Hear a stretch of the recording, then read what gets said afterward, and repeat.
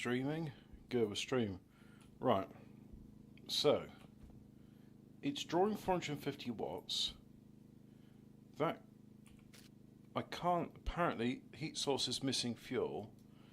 So as much as it pains me, I'm going to be moving, let me just check, can't turn it on. So it's consuming power, but it says, oh no, you don't count. Oh, you know what, let's just load this up. So get all of this loaded up, and then I can consolidate a bit of the room in my inventory. We'll do this first of all. I was out in the garden. I've been edging the driveway. And the sods of grass I've been lifting off and transplanting into the bare soil in the back garden. And my hope is, by watering it, I'm not going to bother fluffing it up or anything, or turning the soil underneath. I've just merely planted it on the ground there, and it's very simple. The grass will either grow or it shall die. And I've watered it in the hopes that it will be revitalised by the water, although it's got plenty of water and the grass is nice and green. But that said, God has seen fit to do that work for me as it started raining, so I don't need to water it by hand. So I've done that.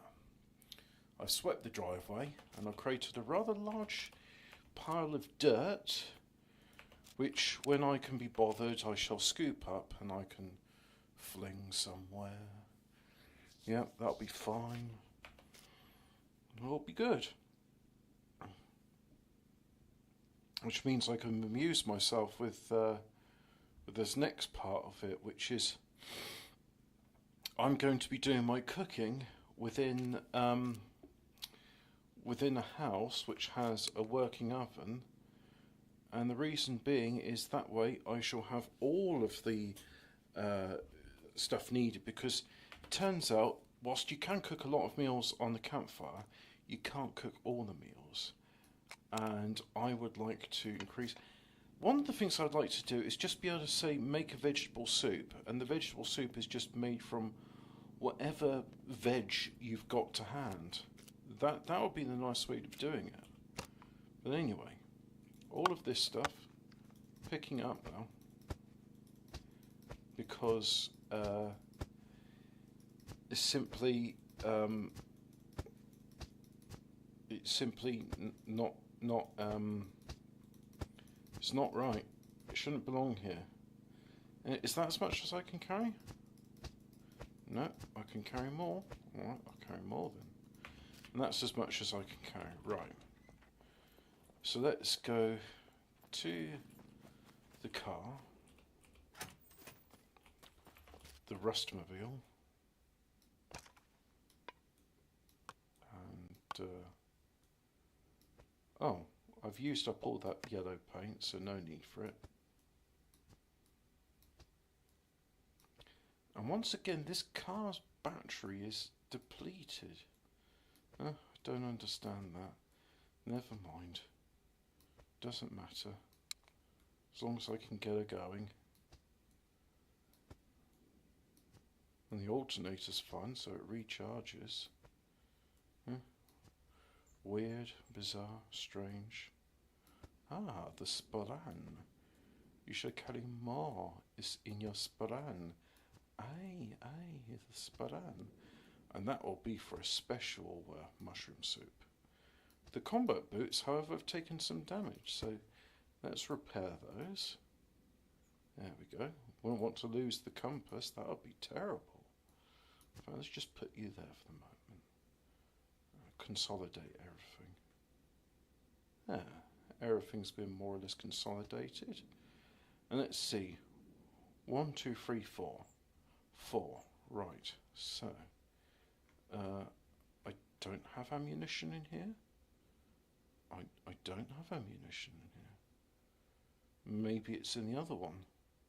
Maybe I didn't take all of the ammo. I'm sure I did though. That seems strange, but never mind. Let's just focus on doing this part.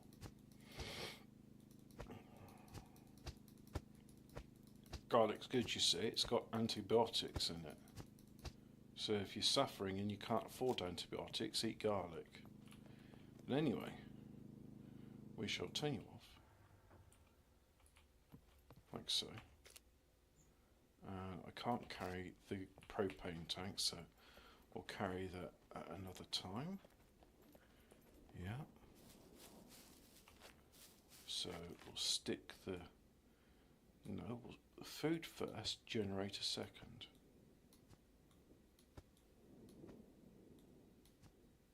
Oh, look, that's food. Chili and garlic, good combo. I like it, I approve of it.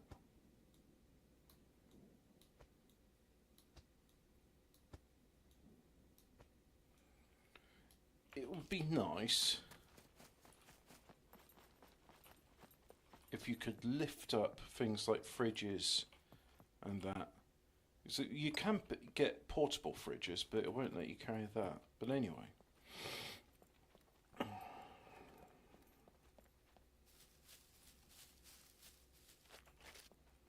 Can I put that in there? No, I can't.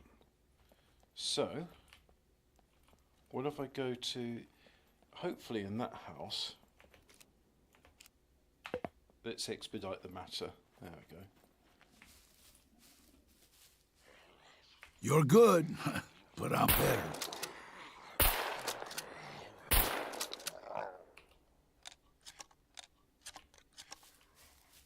Hello.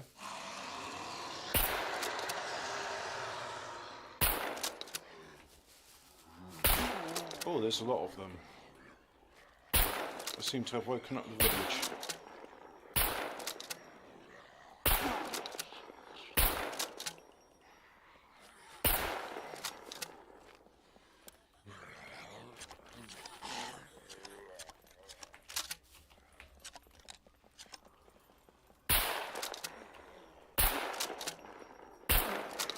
I wonder if,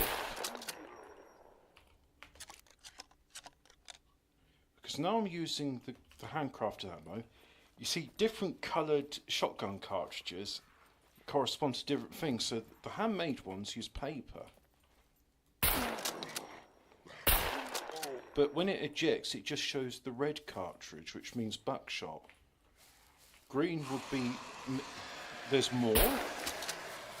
Oh, okay, there's more, alright. I've never seen the village so lively.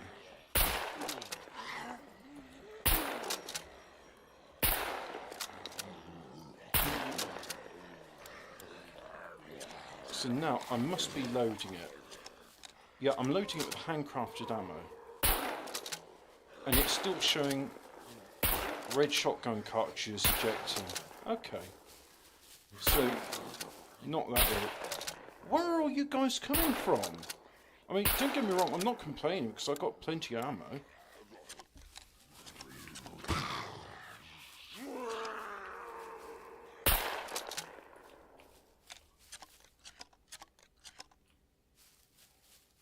Are we done? Have we finished? So if I have a look here, yeah, I've got an oven, I've got a fridge. Right, so you...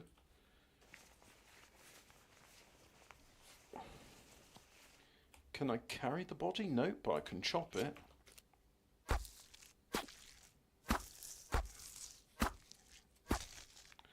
And not that I'd recommend this, but you can actually... oh, I can't chop that further. With guts, you can make sausages. The question is up to you as to whether you want to eat those sausages. But anyway, point being, if I take this and can I stick it on the table? Yep, there, it's on the table. Right, and we'll do the same with everything else.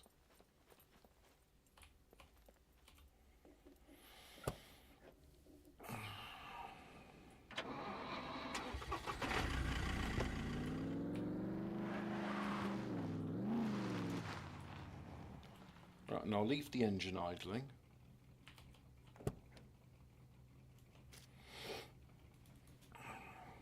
Give the chance for the thingy to get to recharge the battery. That's it. And that's all. No, I don't have the 9x39 ammo. I find that strange. I do find that strange. Anyway.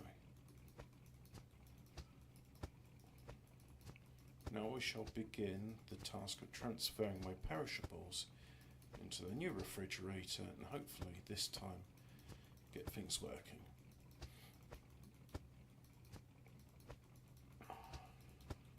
Now we're going into the Sparan bag.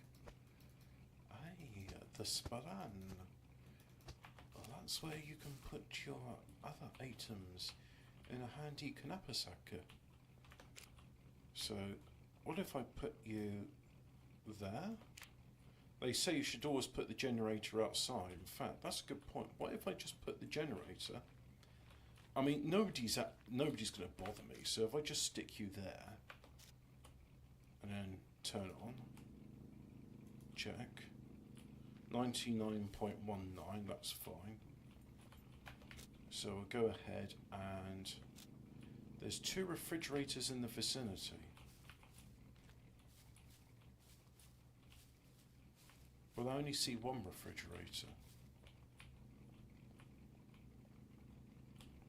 So I'm going to set name on this to cottage.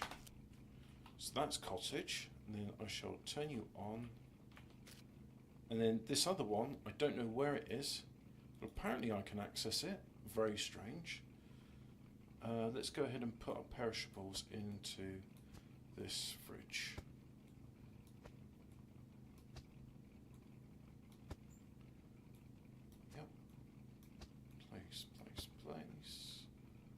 Place you, like so. And now, if I go into my shirt, yeah, I've got more animal fat in the shirt. I wonder if it'd be. I'm a bit disappointed because you should be able to make soap from fat and wood ash, or at least a crude soap. It'd be nice if you could make soap because then it'd be like, here's a commodity which is tradable. But it doesn't seem to have any disadvantages of having dirty clothes. So I guess maybe it's like a half-implemented system of, yes, you can wash yourself, but why? It's just a money sink.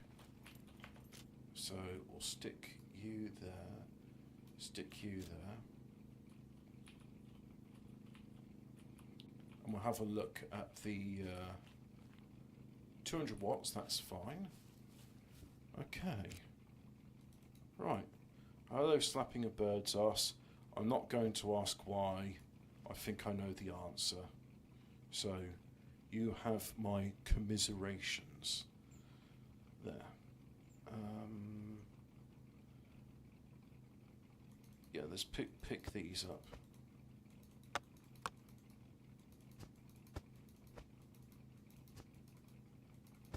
Come on, click, click, click. Like so.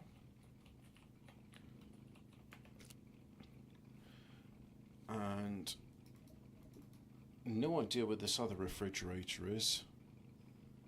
And we'll put it in there. Yeah, that's what I suspected, which is why you have my commiserations. I'm sorry to hear it.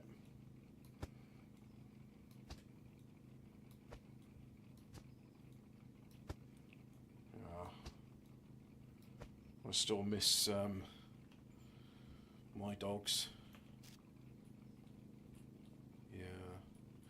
Oh well, what can you do, eh?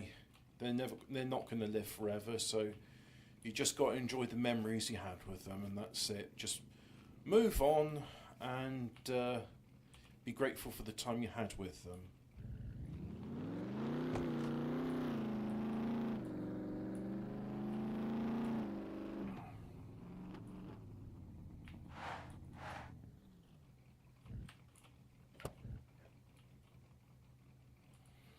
Yeah, very funny slapping a bird's ass. Yeah.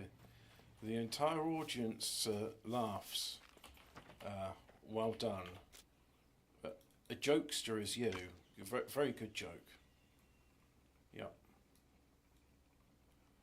Right, let's do some weeding. Which is funny because that's what I've been doing in real life, and it's raining now.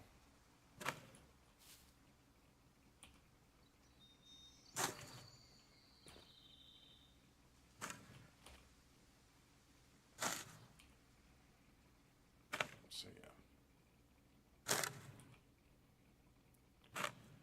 I'm surprised amongst my tools I haven't got a hoe. Mind you, I've got a shovel, and it's not as practical as a hoe, but it can do a reasonable job-ish. So, yeah. Mind you, a hoe would be better. Hey-ho. You make do with what you got, eh?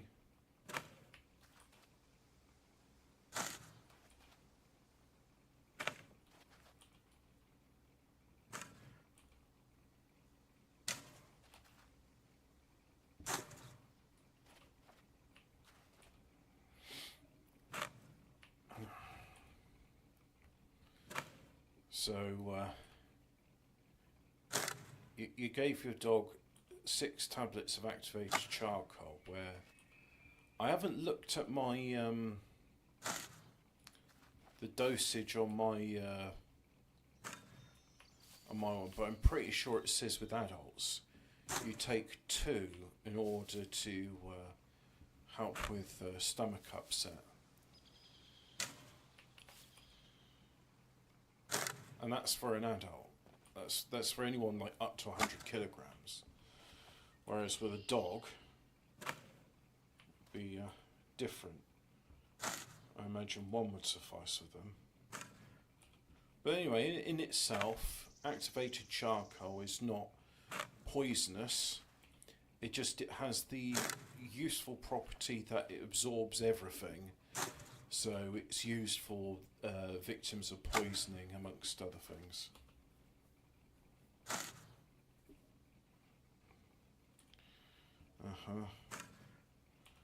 Right. I'll entertain it with you.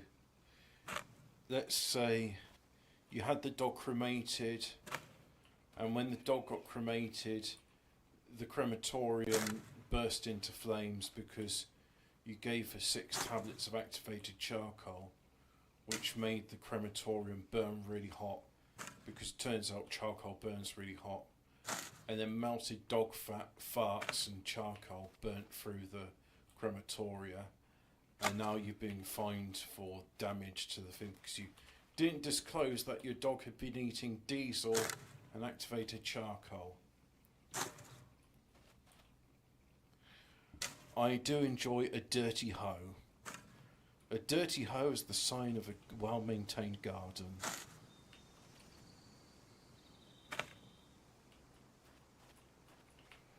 A moment of silence for slapping a bird's ass who apparently has poisoned his dog unto death by giving him a non-poisonous substance.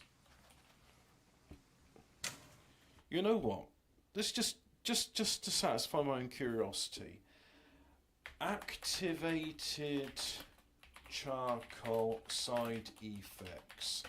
I imagine diarrhea will be. Black stools, black tongue, vomiting or diarrhea, constipation, nausea, dehydration, bowel obstruction, dark coloured stool. It can also stop your body from absorbing some drugs, which is the idea. Side effects are more likely activated charcoal is used on a long-term basis to treat conditions like excess gas.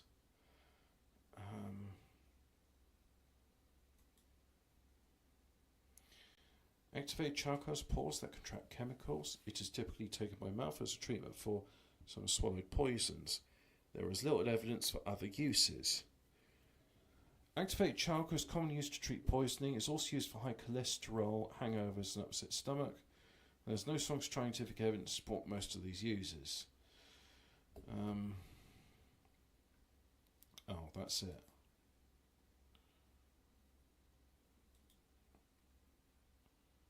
So, what have you got for side effects? Serious side effects of active, even though it may be rare. Some people may have very bad, sometimes deadly side effects of taking a drug. But it's not a drug, it's charcoal. Other side effects of activated charcoal: dark stools. That's it. Like, the side effect of activated charcoal is you get dark stools. Right. And apparently it's not that effective for things like gas. So anyway, that's all done. I thought it was going to rain. Oh well. I'm done with the garden. I was starting to get dizzy. I mean, there's only so much physical labour I can do in the day before I start feeling faint. Oh well. Could be worse. Could be worse. Look at this, I've got 3 fridges here.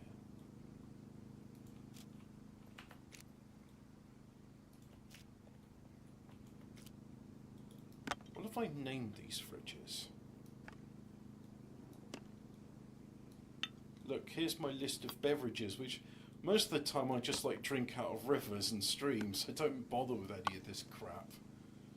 But, you know. Hey, look, here's the portable fridge. I mean, this portable fridge must be big, right? I mean, I could probably... How many bottles of fizzy drink could I stick in my fridge? I mean, in the door I could probably stick about 5. 2-litre bottles? Maybe 4.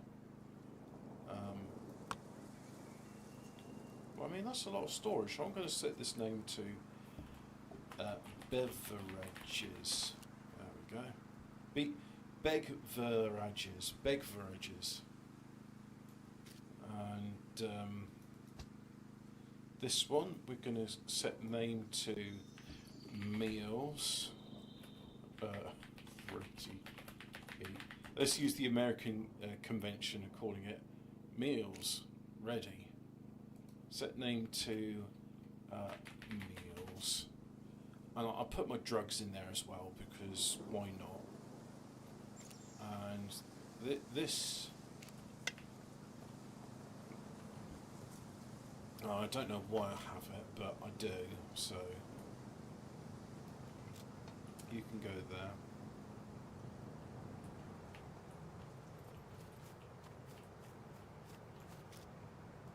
Pop you down there.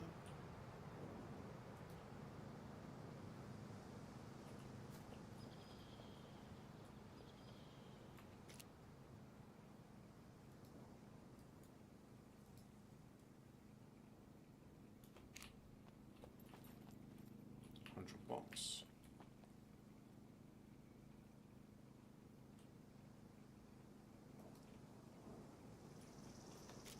Let's have a look in the larder. Do we have any? Yeah, we got garlic in there. Those are perishables, and potato. So I'll pick all this stuff up. Now, really, you don't need to put this stuff in it. I'm going to put you in the fridge. Oh, Hobbit puts bread in the fridge. Why not? I've got a fridge in here. Fridges keep things cool when it gets hot here, so I think that's a good place for it. And let's just double check guts. Well, I'll just put the guts there for now. These can go in beverages. Chocolate bar, you find where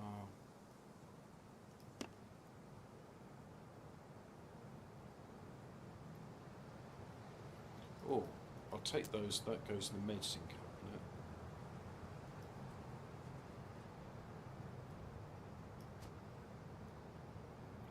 Beverages. You go in there as well. Yep. Put the sea salt together. Try and put these in some sort of order. Beverages.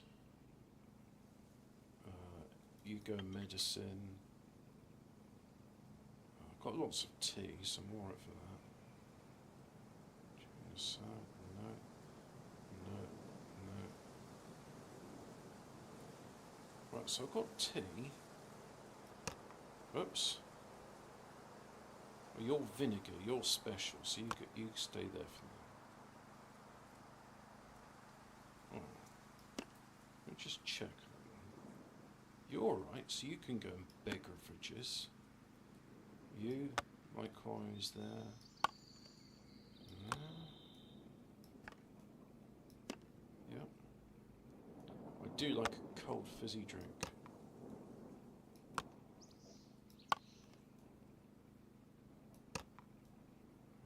Put that all in there. Oh, and that's it.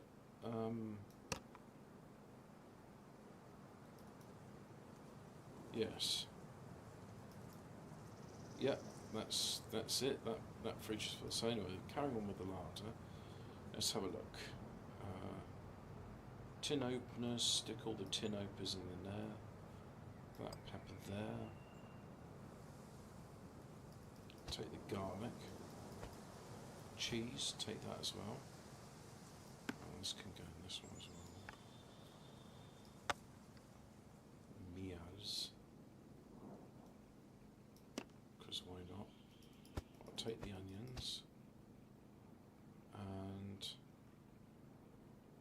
black peppers there, so I'll put that there like so. Yeah, I'll be voting reform as well. I got a letter from Labour and I was very tempted to write to them saying, you seem to be hell-bent on giving my birthright to people that didn't earn it, don't like me, don't want me here. So go fuck yourself. And yeah, I'm just annoyed at that. No, I don't have two cake cookbooks. I have two different ones. Butter, may as well stick butter in the fridge because in this hot weather, that is in game, not in real life. If you believe the propaganda, you'll believe that this is the hottest summer on record. That is if you believe the propaganda. If you're a sane, sensible and of sound mind, you'll know when you're being lied to.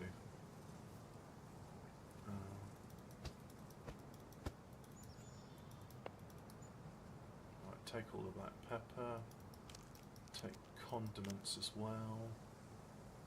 Stick them in the fridge. Or should I leave them out the fridge? They're designed to stay at the fridge. No need to put them in the fridge. I won't put any in the fridge there.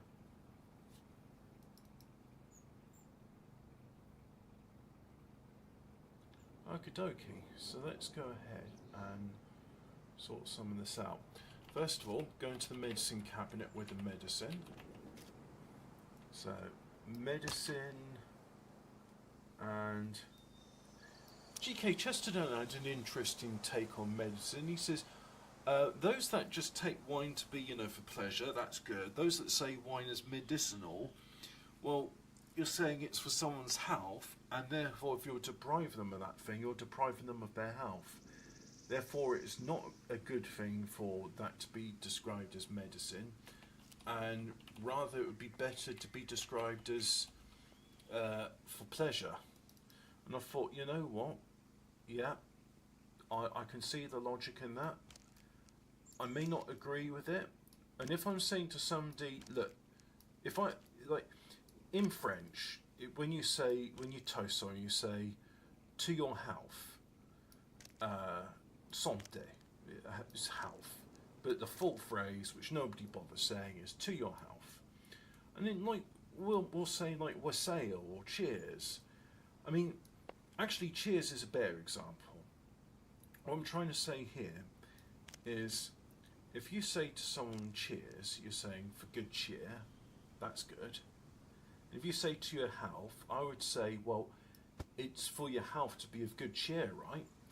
So, drink this and be merry. It's for your health. Is G.K. Chesterton being too pedantic about that? I don't know. There were some other things in it where I was just like, well, what you're saying here is beyond me. I don't really understand. But I'm grateful to hear it. He had some, not criticism, because he said he was neither foe nor friend of Rudyard Kipling. But he said a very interesting thing. He says, look, Rudyard Kipling admires England, but he does not love England. He admires many things about it, and he has spent quite an effort to describe the great things of England and the strong and powerful thing it is, because many people will shit on England saying it's no good. Well, put it this way. If it was an irrelevance in the world stage, people wouldn't need to spend such great efforts in saying it's shit. Because people do spend great efforts saying how shit England is, we know it's not. We know it's got stuff which they envy, like a functioning civilization, which, yeah, you know, might be full of whingy bastards, myself included, but it's still better than anything they've got in their third world shithole.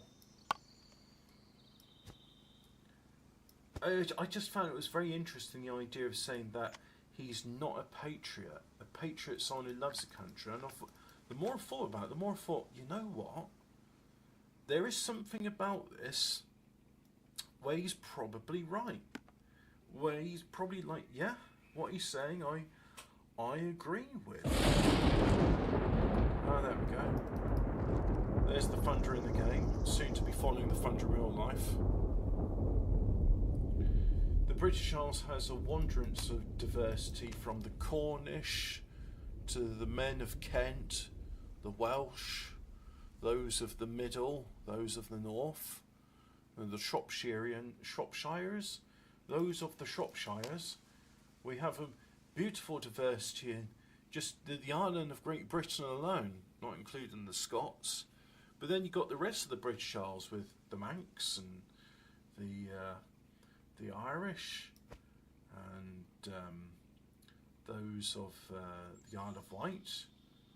So we have all the diversity we need, and if that was not enough to satisfy your diversity, we have the French and the Germans and the Belgians and the Dutch. We have a wanderance of diversity just in Europe, and it's all the diversity I could want or need.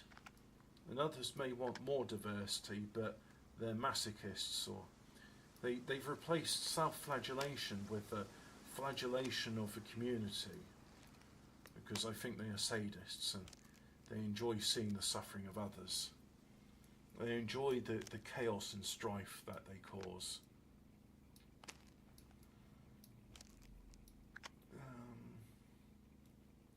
Yeah, put the toasted pastries there and baked beans. Now, I got pasta, so let's go ahead and put the pasta there like so. Oh, look, this is starting to work well now. Bags of salt, things of salt.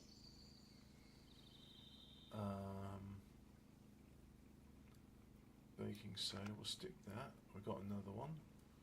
Stick you in there. Raisins. Cocoa powder put in there. Stick that there. Ah, look, I have got soy sauce. So take you away from there. Put you there.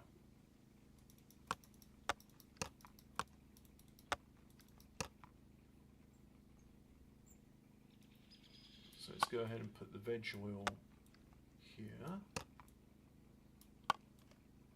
Put the vinegar over there.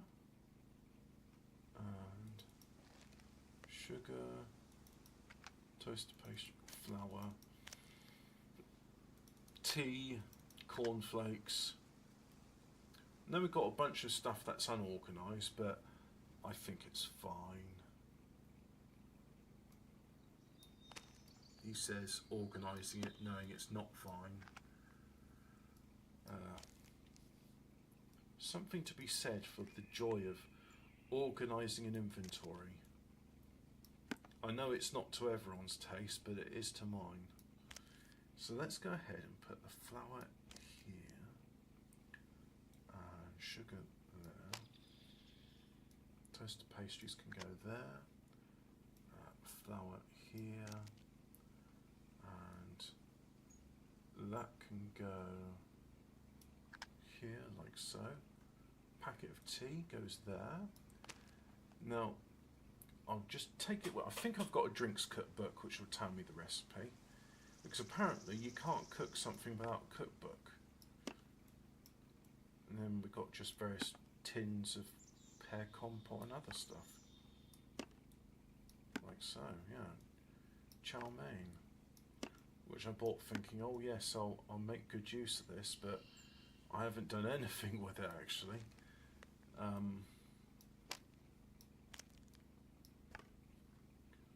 was thinking like, oh yeah, it will take a while for me to get all my stuff sorted, and but no, actually I've got a garden growing. It's growing well. Yeah.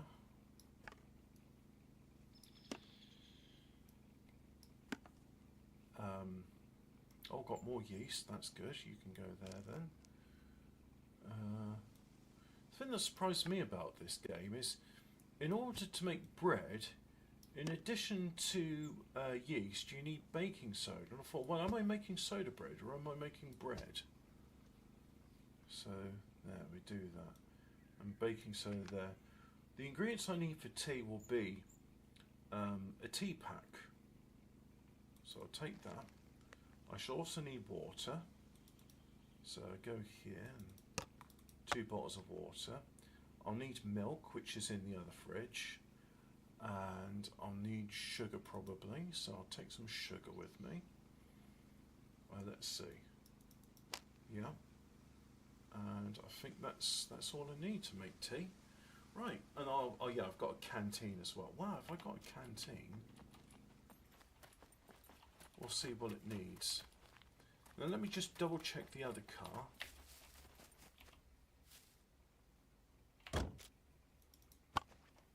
Nope, there's no ammo in there. Alright, maybe the ammo's upstairs.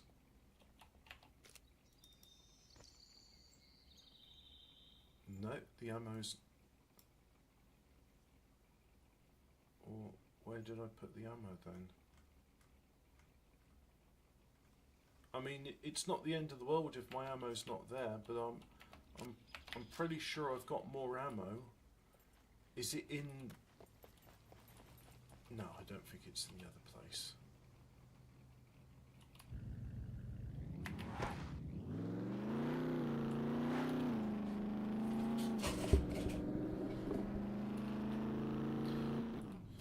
Maybe all the zombies around were like the horde, and it's just they don't get activated all the time, because it would be a bit horrible if it did. Just double check. Got shotgun shells, lead plate, matches. No ammo. Oh.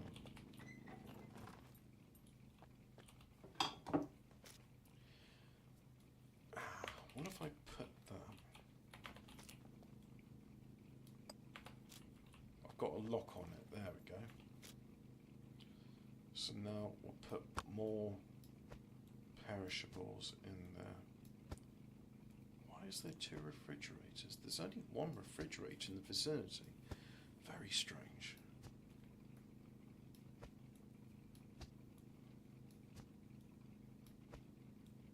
But as long as I put all my ammo there, not ammo, food. Right, so if I want to make a tea,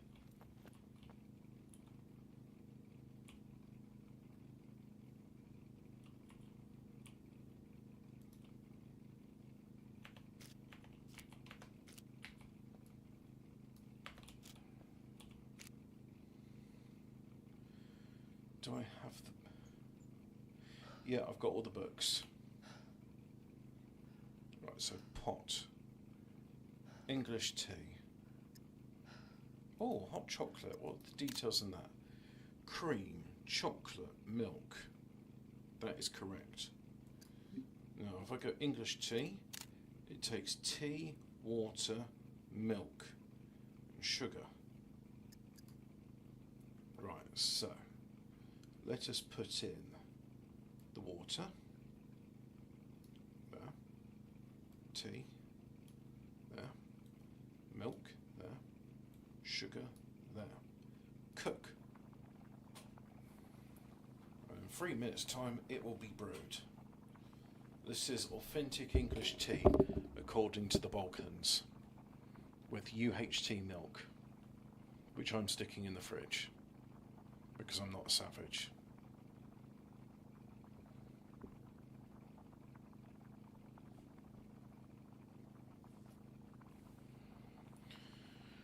Tea for me, not for you. This is my tea. Fuck you. Did you like my tea song? Anyway, we're now long enough into this. I think, come on, we'll just wait for this to be done. And we'll look at my thing.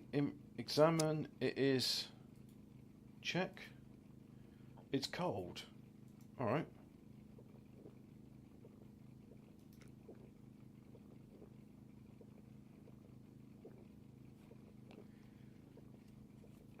And that should do us for water.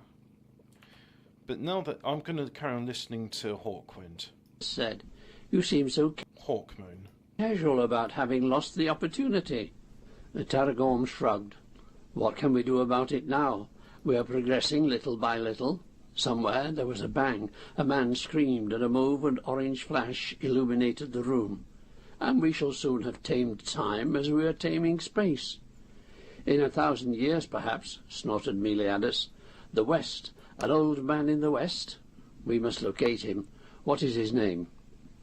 Tozer told us only that he was called Maigan, a sorcerer of considerable wisdom. But as I said, I believe he was lying. After all, what's in the West save desolation? Nothing has lived there but malformed creatures since the tragic millennium. We must go there, Meliadus said. We must leave no stone unturned, no chance overlooked. I'll not journey to those bleak mountains on a wild goose chase, said Callan with a shudder. I have my work to do here, fitting my new engines into ships, enabling us to conquer the rest of the world as swiftly as we conquered Europe. Besides, I thought you too had responsibilities at home, Baron Meliadus, our visitors. Damn the visitors, they cost me precious time. Soon I shall be able to offer you all the time you require, brother, Tarragorm told him, and give us a little while. Bah, I can learn nothing here. Your crumbling boxes and exploding machines make spectacular sights, but they are useless to me. Play your games, brother, as you please. I'll bid you good morning. Feeling relieved that he no longer had to be polite to his hated brother-in-law, Meliadus turned and stalked out of the Hall of the Pendulum, through the tapestried corridors and halls, back to his litter. He flung himself into it, grunted for the girls to bear him away. As he was borne back to his own palace, Meliadus considered the new information. At the first opportunity, he would rid himself of his charges and journey to the west, to see if he could retrace Tozer's steps and discover the old man who held not only the secret of time, but also the means of his, at last, exacting his full vengeance upon Castle Brass. Chapter 9. Interlude at Castle Brass. At Castle Brass, in the courtyard, Count Brass and Oladan of the Bulgar Mountains straddled their horned horses and rode out through the red-roofed town and away to the fens, as was their habit now every morning. Count Brass had lost some of his brooding manner and had begun to desire company again since the visit of the warrior in jet and gold. Alvariza Tozer was held captive in a suite of rooms in one of the towers, and had seemed content when Beaugentle had given him supplies of paper, pens, and ink, and told him to earn his keep with a play, promising him an appreciative, if small, audience. "I wonder how Hawkmoon fares," he said, as they rode together in pleasurable companionship. "I regret that I did not draw the straw which would have enabled me to accompany him." "I too," said Odadan. "Daverk was lucky. A shame there were only two rings that could be used. but I'm Tozers better. and the warriors. That is If they quite return with the dangerous. rest, then we'll all be able to make war on the Dark Empire. It was a dangerous idea, friend Oladan, to suggest, as the warrior suggested, that they visit Gran Breton itself and try to discover Maigan of Slandar in Yell. I have heard it said that it is often safer to dwell in the lion's lair than outside it, Oladan said. Safer still to live in a land where there are no lions, Count Brass retorted with a quirk of his lips. Well, I hope the lion does not devour them, that is all, Count Brass, said Oladan, frowning. It may be perverse of me, but I still envy him his opportunity. Oh, man. I have a feeling Looks that like we you shall have a not case long of have to lick put my- up with this lick my inaction, balls. Count Brass said, guiding his horse along the narrow track between the reeds. For it seems to me that our security is threatened from not one quarter, but many. It is not a possibility that worries me overmuch, said Oladan, but I fear for Yselda, both gentle, and the ordinary folk of the Beggars town, can't be for they have no choosers. relish for the sort of activity we enjoy. What they got. The What two I men got rode was on pink to the gun. sea, enjoying the solitude and kills at the them same just as time good as yearning a for the black din gun and the would. action of battle. Count Brass began to wonder if it were not worth smashing the crystal device that was their security, plunging Castle Brass back into the world they had left, and making a fight of it, even though there was no chance of defeating the hordes of the Dark Empire. Chapter 10. The Sights of Londra. The ornithopter's wings thrashed at the air as the flying machine hovered over the spires of Londra. It was a large machine, built to carry 4 or 5 people, and its metal bulk gleamed with scrollwork and baroque designs. Meliadus bent his head over the side and pointed downward. His guests leaned forward also, barely polite. It seemed that their tall, heavy masks would fall from their shoulders if they leaned any further.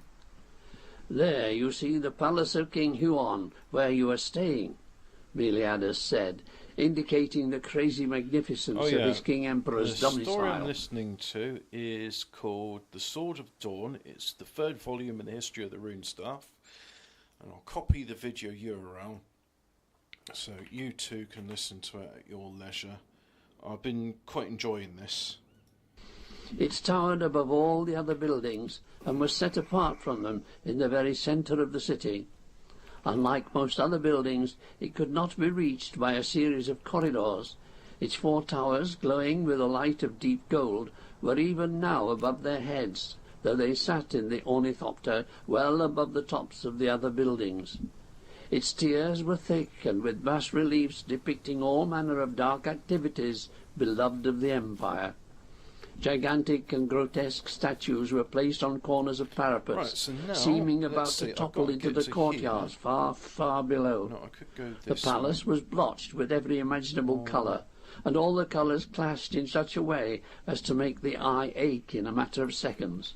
The Palace of Time, said Meliadus, indicating the superbly ornamented palace that was also a giant clock, and then my own palace. This was brooding black, faced with silver. The river, you see, is, of course, the River Tame. The river was thick with traffic. Its blood-red waters bore barges of bronze, ebony, and teak ships emblazoned with precious metal and semi-precious jewels, with huge white sails on which designs had been sewn or printed. Further to your left, said Baron Meliadus, deeply resenting this silly task, is our hanging tower. You will see that it appears to hang from the sky and is not rooted upon the ground. This was the result of an experiment of one of our sorcerers, who managed to raise the tower a few feet, but could raise it no further. Then it appeared he could not recall it to earth, so it has remained thus ever since. He showed them the quays where the great garnet-burnished battleships of Gran Breton dispensed their stolen goods, the quarter of the unmasked where lived the scum of the city, the dome of the huge theatre where once Tozer's plays had been performed, the temple of the wolf, headquarters of his own order, with a monstrous and grotesque stone wolf head dominating the curve of the roof, and the various other temples with similarly grotesque beast heads carved in stone and weighing many tons. For a dull day they flew over the city, stopping only to refuel the ornithopter and change pilots, with Meliadus growing hourly impatient. Hey, He showed them all you're the pretty wonders good, that filled that ancient and better. unpleasant city, seeking, as his King Emperor had demanded, to impress the visitors with the Dark Empire's might. As evening came and the setting sun stained the city with unhealthy shades, Baron Meliadus sighed with relief and instructed the pilot to direct the ornithopter to the landing stage on the roof of the palace. It landed with a great flurry of metal Oh, it's wings, the a shooting wheezing range. and a clattering, and the two emissaries climbed stiffly out. Like the machine, they remained semblances of natural life. They walked to the hooded entrance of the palace and moved down the winding ramp until they were at last again in the corridors of shifting light, to be met by their guard of honour, 6 high-ranking warriors of the Order of A the Mantis, tangerine. their insect Nice. masks reflecting the I brightness can from the collect walls, seeds. who escorted them back It's to their own deep. chambers where they would rest and eat. And then I shall collect Leaving seeds them from at the door of their apartments, Baron Meliadus bowed and hurried away, having promised that tomorrow they should discuss matters of science and compare the progress of Asia Communista just eat it then. with the achievements of Gran Bretagne. blueberries. Yes.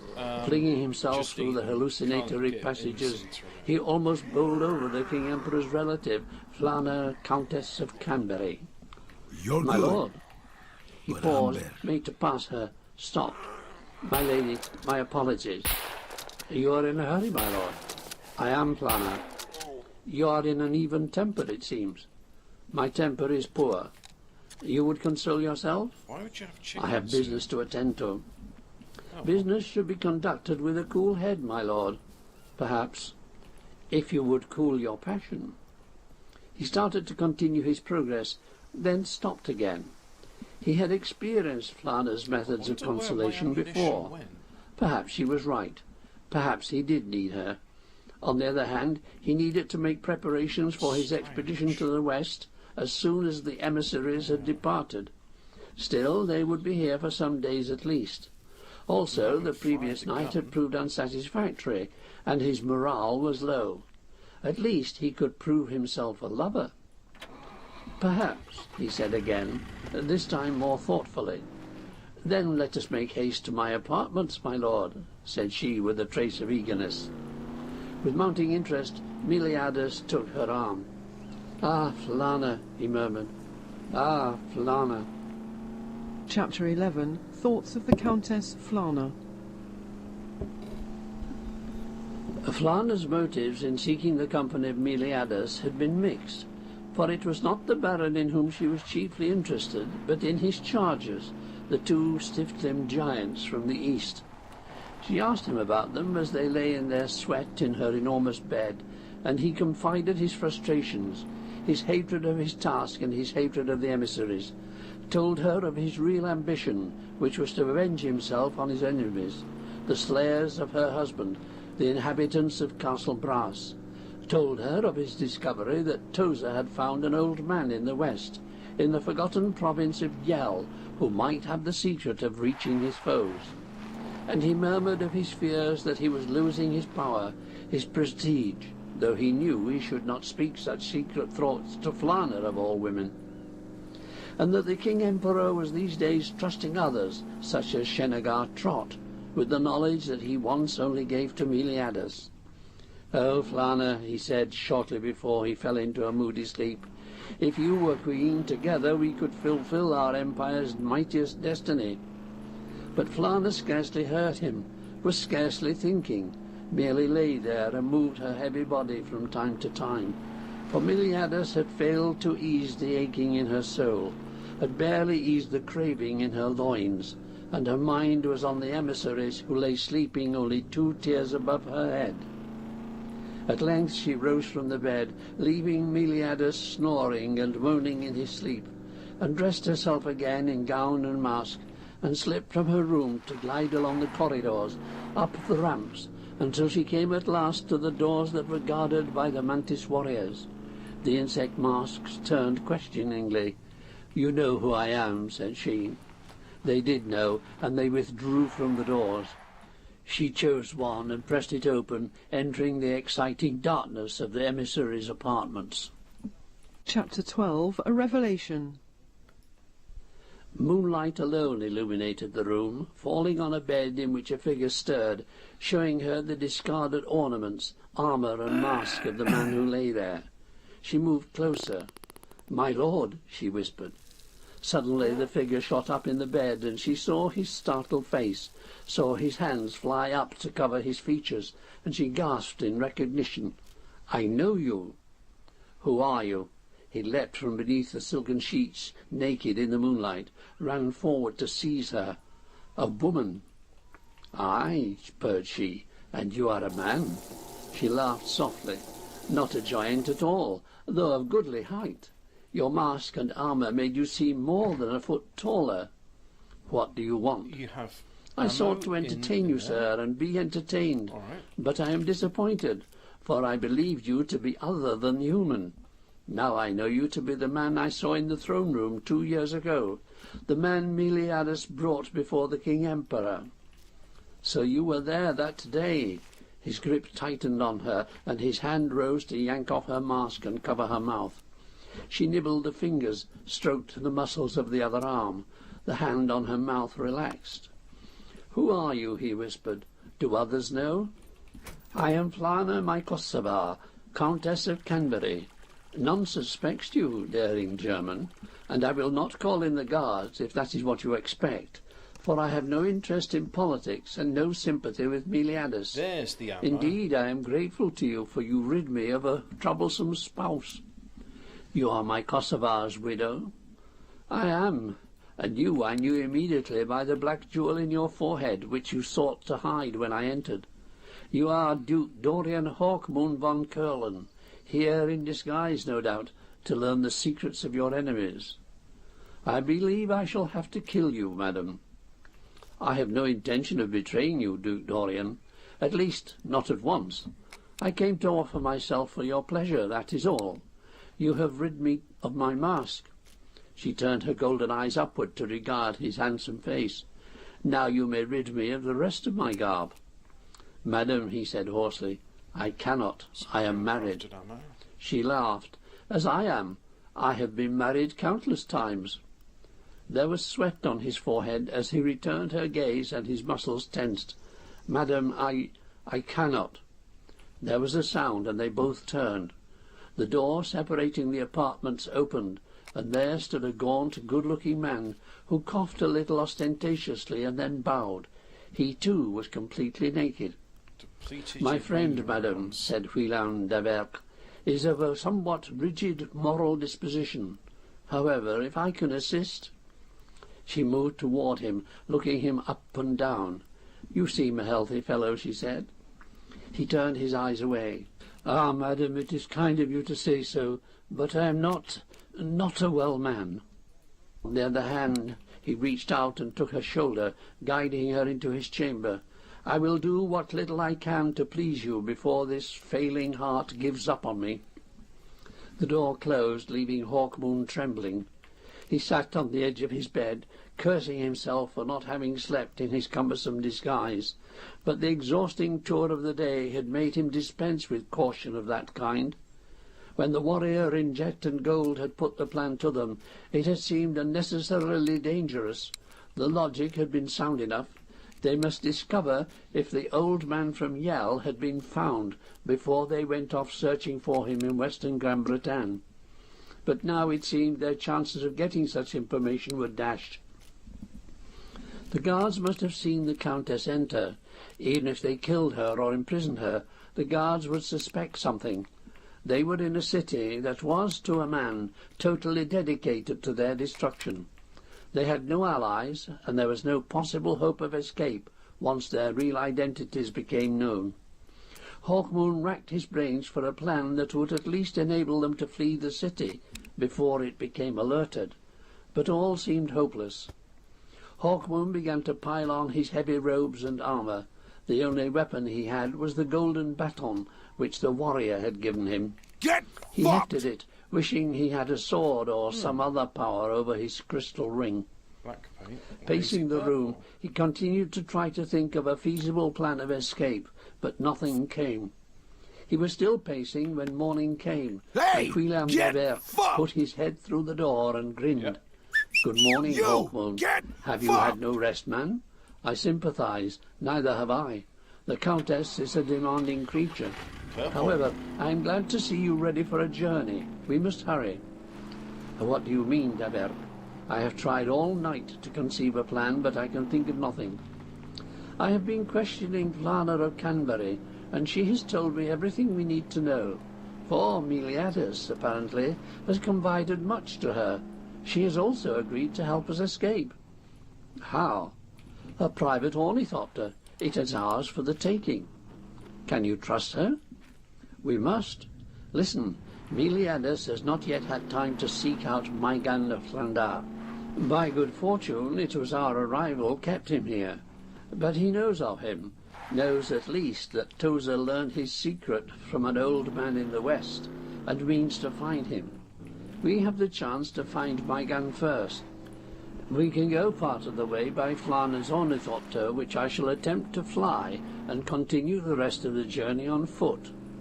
But we are weaponless, without proper clothes. Weapons and clothes I can obtain from Flana, masks also. She has 1,000 trophies of past conquests in her chambers. We must go to her chambers now. No, we must wait for her to return here. Why? Because, my friend, Meliadus may still be sleeping in her apartments. Have patience, we are in luck. Pray that it will hold. Not much later, Flana returned, took off her mask and kissed Daverk almost hesitantly, as a young girl might kiss a lover. Her features seemed softer, and her eyes less haunted, as if she had found some quality in Daverk's love-making that she had not experienced before, possibly gentleness, which was not a quality of the men of Gran Bretagne.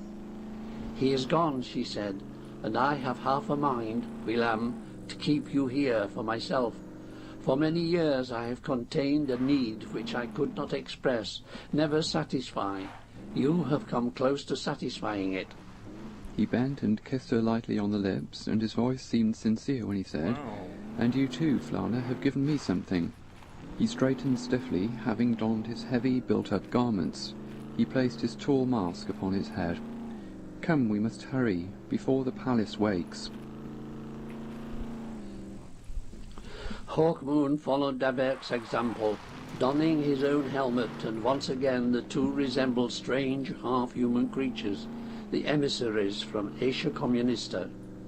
Now Flana led them from the apartments, past the Mantis guards who fell in behind them, and through the twisting, shining corridors, until her own apartments were reached. They ordered the guards to remain outside. "They will report that they followed us here," Daverk said. "You will be suspected, Flana." She doffed her heron mask and smiled. "No," she said, and crossed the deep carpet to a polished chest set with diamonds.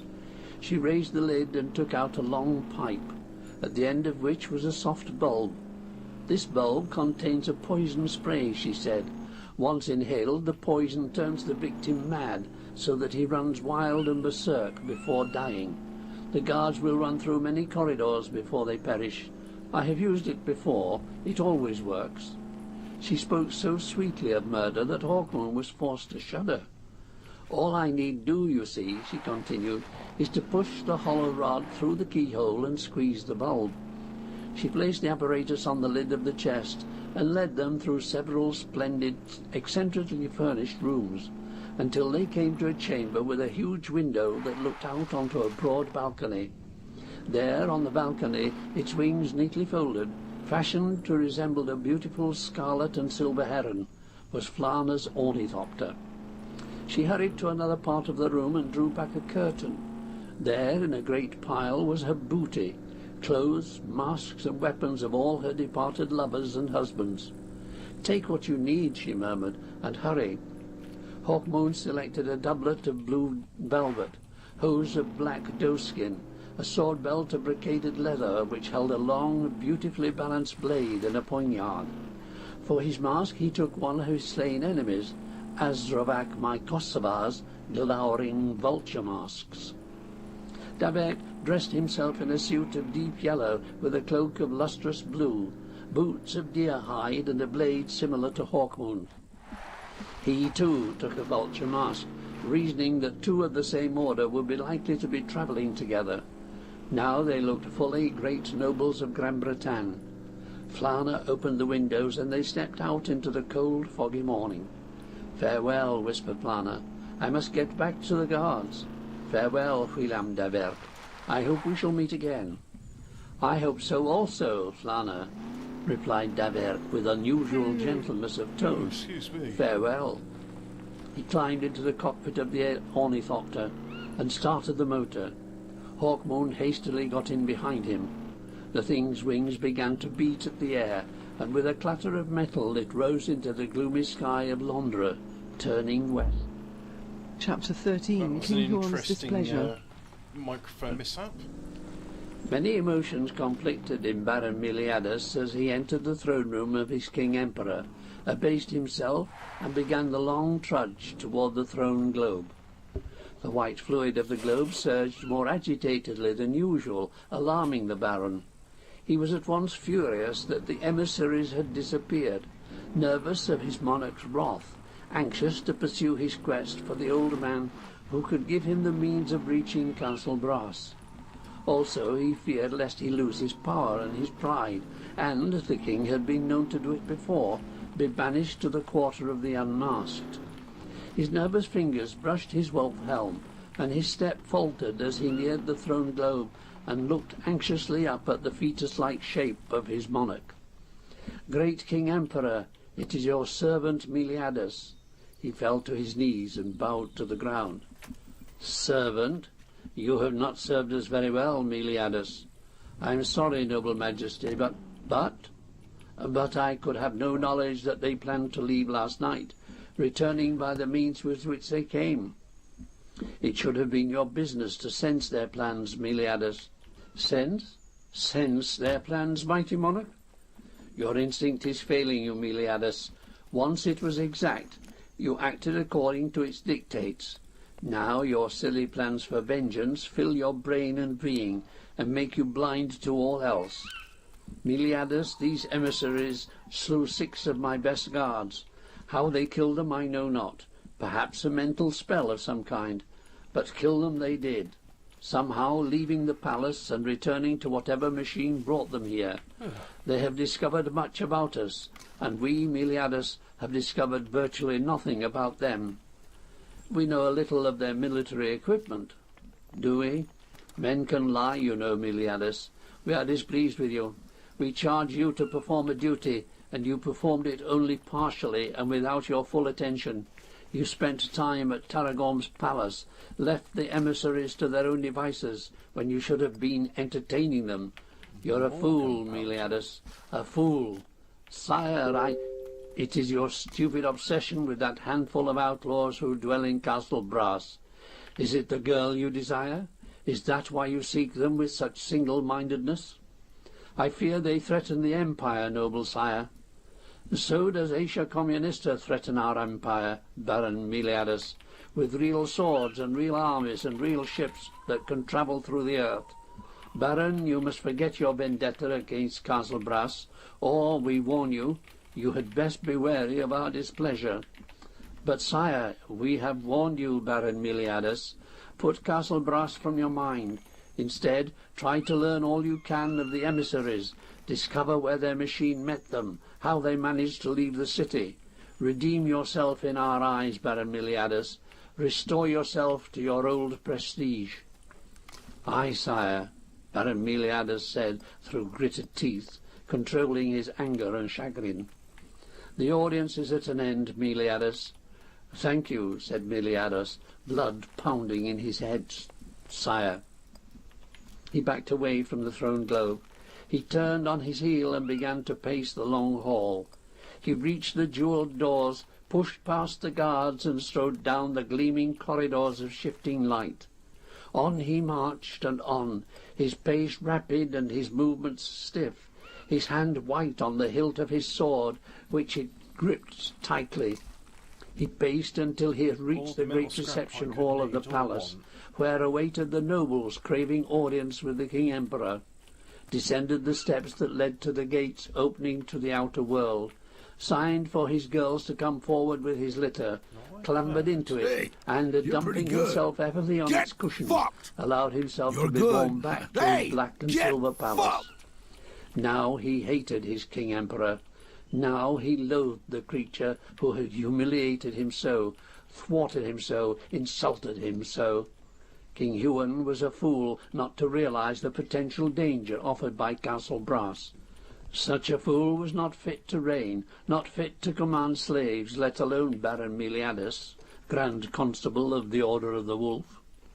Meliadus would not listen to King Huon's there is a stupid zombie orders, nearby, I know, would so do yeah. what he thought best, and if the King Emperor objected, then he would defy him. A little later, No engine, Meliadus no light. left his palace on horseback. He rode at the head of 20 men, 20 hand-picked men, whom he could trust to follow him anywhere, even to Yell. Chapter 14. The Wastes of Yell. So now all I need The is... Countess Flana's ornithopter dropped closer and closer to the ground, its belly brushing the tops of tall pines, its wings narrowly missing, becoming entangled with the branches of birches, until at last it landed on the wiry heather beyond the forest. The day was cold, and a sharp wind whistled across the heath, biting through their flimsy costumes. Shivering, they clambered from the flying machine and looked warily about them. No one was in sight. Daberk reached into his jerkin and produced a scrap of thin leather on which a map was scrawled. He pointed. "We go in that direction. Now we must get the ornithopter into the woods and hide it." "Why cannot we leave it? The chances of anyone finding it for a day or so are slim," Hawkmoon said. But Daberk spoke seriously. "I do not wish any harm to come to Countess Flana, Hawkmoon. If the machine were discovered, it could be ill for her. Come." And so they tugged and shoved at the metal machine until it was in the pine wood and thickly covered with brush. It had borne them as far as it could until its fuel gave out. They had not expected it to carry them the whole way to Yell. Now they must continue on foot. For 4 days they walked through the woods and across heaths, the terrain gradually becoming less and less fertile as they neared the borders of Yell. Then one day Hawkmoon paused and pointed. "Look, Daberk, the mountains of Yell." And there they were in the distance, their purple peaks in cloud, the plain and the foothills beneath them, all tawny yellow rock. It was a wild, beautiful landscape, such as Hawkmoon had never seen before. He gasped. "So there are some sights in Gran Bretagne not entirely offensive to the eye, Daberk." "Aye, it is pretty," Daberk agreed, "but daunting also. We have to find my gun there somewhere. Judging by the map, Sandar is still many miles into those mountains." I have "Then no let us press gunpowder. on." Hawkmoon adjusted his sword belt. "We had a small advantage over Meliadus to begin with, but it is possible that even now he is on his way to Yell in hot quest of Mygon." Daberk stood on one leg and ruefully rubbed his foot. "True, but I fear these boots will not last the distance. I picked them from pride, for their prettiness, not for their sturdiness. I'm learning my mistake." Hawkmoon clapped him on the shoulder. "I've heard wild ponies roam these parts. Pray we find a couple we can tame." But no wild ponies could be found, and the yellow ground was hard and rocky, and the sky above became full of a livid radiance. Hawkmoon and Daberk began to realize why the folk of Gran Bretagne were so superstitious So now of this I've done region, that, I can now for there did teleport seem to be something unnatural about both land my and house. sky. At last the mountains were entered. Seen close to, these were also of a yellowish colour, though with streaks of dark red and green, all glassy and grim. Strange-looking beasts skittered away from their path as they clambered on over jagged rocks, and peculiar man-like creatures with hairy bodies topped by completely hairless heads, measuring less than a foot high, regarded them from cover. So They were once men, those creatures, Daberg said. Their ancestors dwelt in these parts, but the tragic millennium did its work here well. How do you know this? Hawkmoon asked him. I have read my books. It was in Yell, worse than any other part of Gran Bretagne, that the tragic millennium's effects were felt. That is why it is so desolate, for people will not come here any longer, save Tozer and the old man, Maigan of Flandar.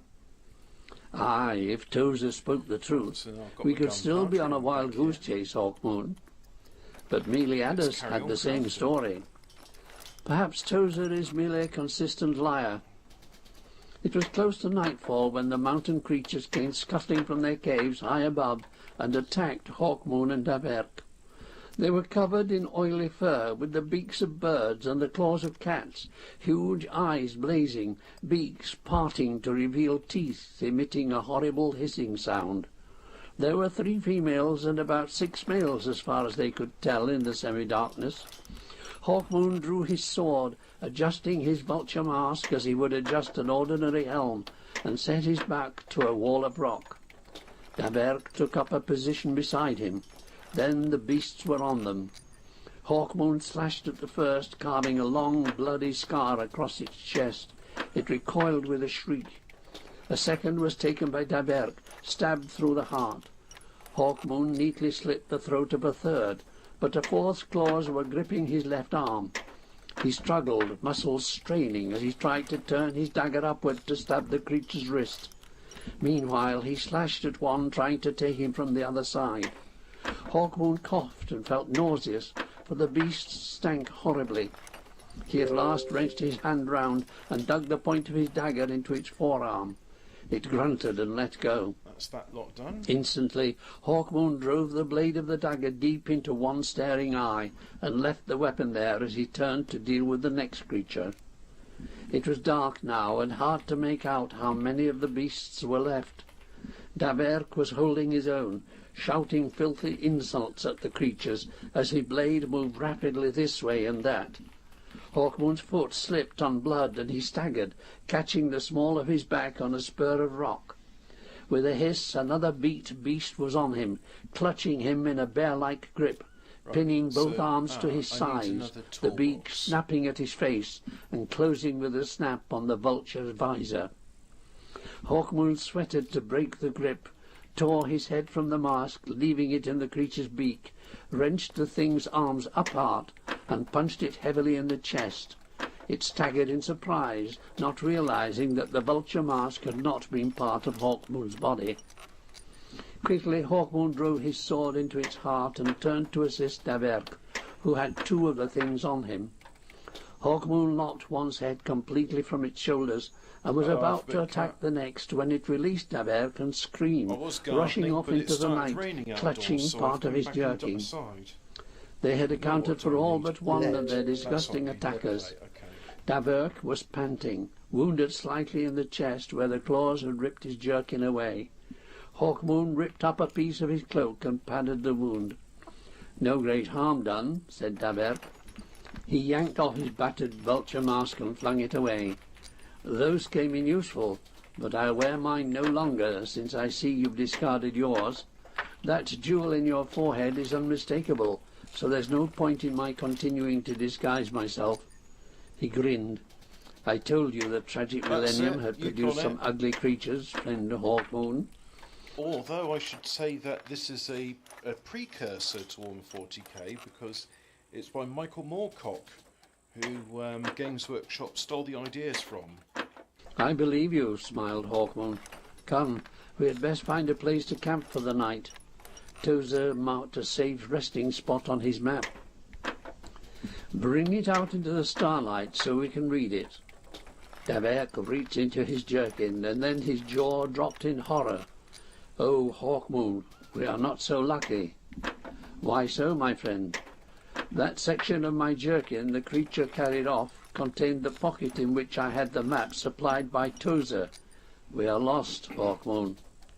Hawkmoon cursed, sheathed his sword and frowned. There's nothing for it, he said. We must trail the beast. It was slightly wounded and might have left a trail of blood. Perhaps it has dropped the map on its way back to its lair. Failing that, we shall have to follow it all the way to where it lives, and find a means of getting back our map when we arrive. Daverk frowned. Is it worth it? Can we not remember where we are bound? Not well enough. Come, Daverk. Hawkmoon began to clamber over the sharp rocks in the direction in which the creature had disappeared, and Daverk came reluctantly after him. Luckily the sky was clear and the moon bright, and Hawkmoon at last saw some gleaming patches on the rocks that must have been blood. A bit further on he saw more patches. "This way, Daverk," he called. His friend sighed, shrugged, and followed. The search went on until dawn, when Hawkmoon lost the trail and shook his head. They were high up on a mountain slope with a good view of two valleys below them. He ran his hand through his blonde hair and he sighed. No sign of the thing, and yet I was sure. "Now we are worse off," Daverk said absently, rubbing his weary eyes. "No map, and no longer even on our original trail." "I'm sorry, Daverk. I thought it the best plan." Hawkmoon's shoulders sagged. Then suddenly he brightened and pointed. "There! I saw something moving. Come on." And he was sprinting along the shelf of rock to disappear from Daverk's sight. Daverk heard a shout of surprise, and then a sudden silence. The Frenchman drew his sword and followed after his friend, wondering what he had met with. Then he saw the source of Hawkmoon's amazement. There, far below in a valley, was a city all made of metal, with shiny surfaces of red, gold, orange, blue and green, with curving metal roadways and sharp metal towers. It was plain to see, even from here, that the city was deserted and falling to pieces with rusting walls and adornments. Hawkmoon stood looking down at it. I mean, I can still hear it, There and I'm was their hoping you remaining can too. antagonist of the night before, sliding down the rocky sides of the mountain I'm toward not the saying city. much, really. That must be where he lives, I'm just Hawkmoon enjoying said. the story. I "I'd hope like you not guys to are. follow him down there," Daverk murmured. "There could be poison air, the air that makes your flesh crumple from your face, that causes vomiting and death. The poison air does not exist anymore, Daverk, and you know it. It only lasts for a while and then disappears. Surely there has been no poison air here for centuries." He began to clamber down the mountain in pursuit of his foe, who still clutched a piece of jerkin containing Tozer's map. "Oh, very well," groaned Daverk. "Let's seek death together." And once again he began to follow his friend's wake. "You're a wild, impatient gentleman, Duke von Köln." While loose stones rattled down and made the creature they pursued run all the faster toward the city, Hawkmoon and Daverk gave chase as best they could, for they were unused to mountainous terrain, and Daverk's boots were almost in shreds. Gunpowder.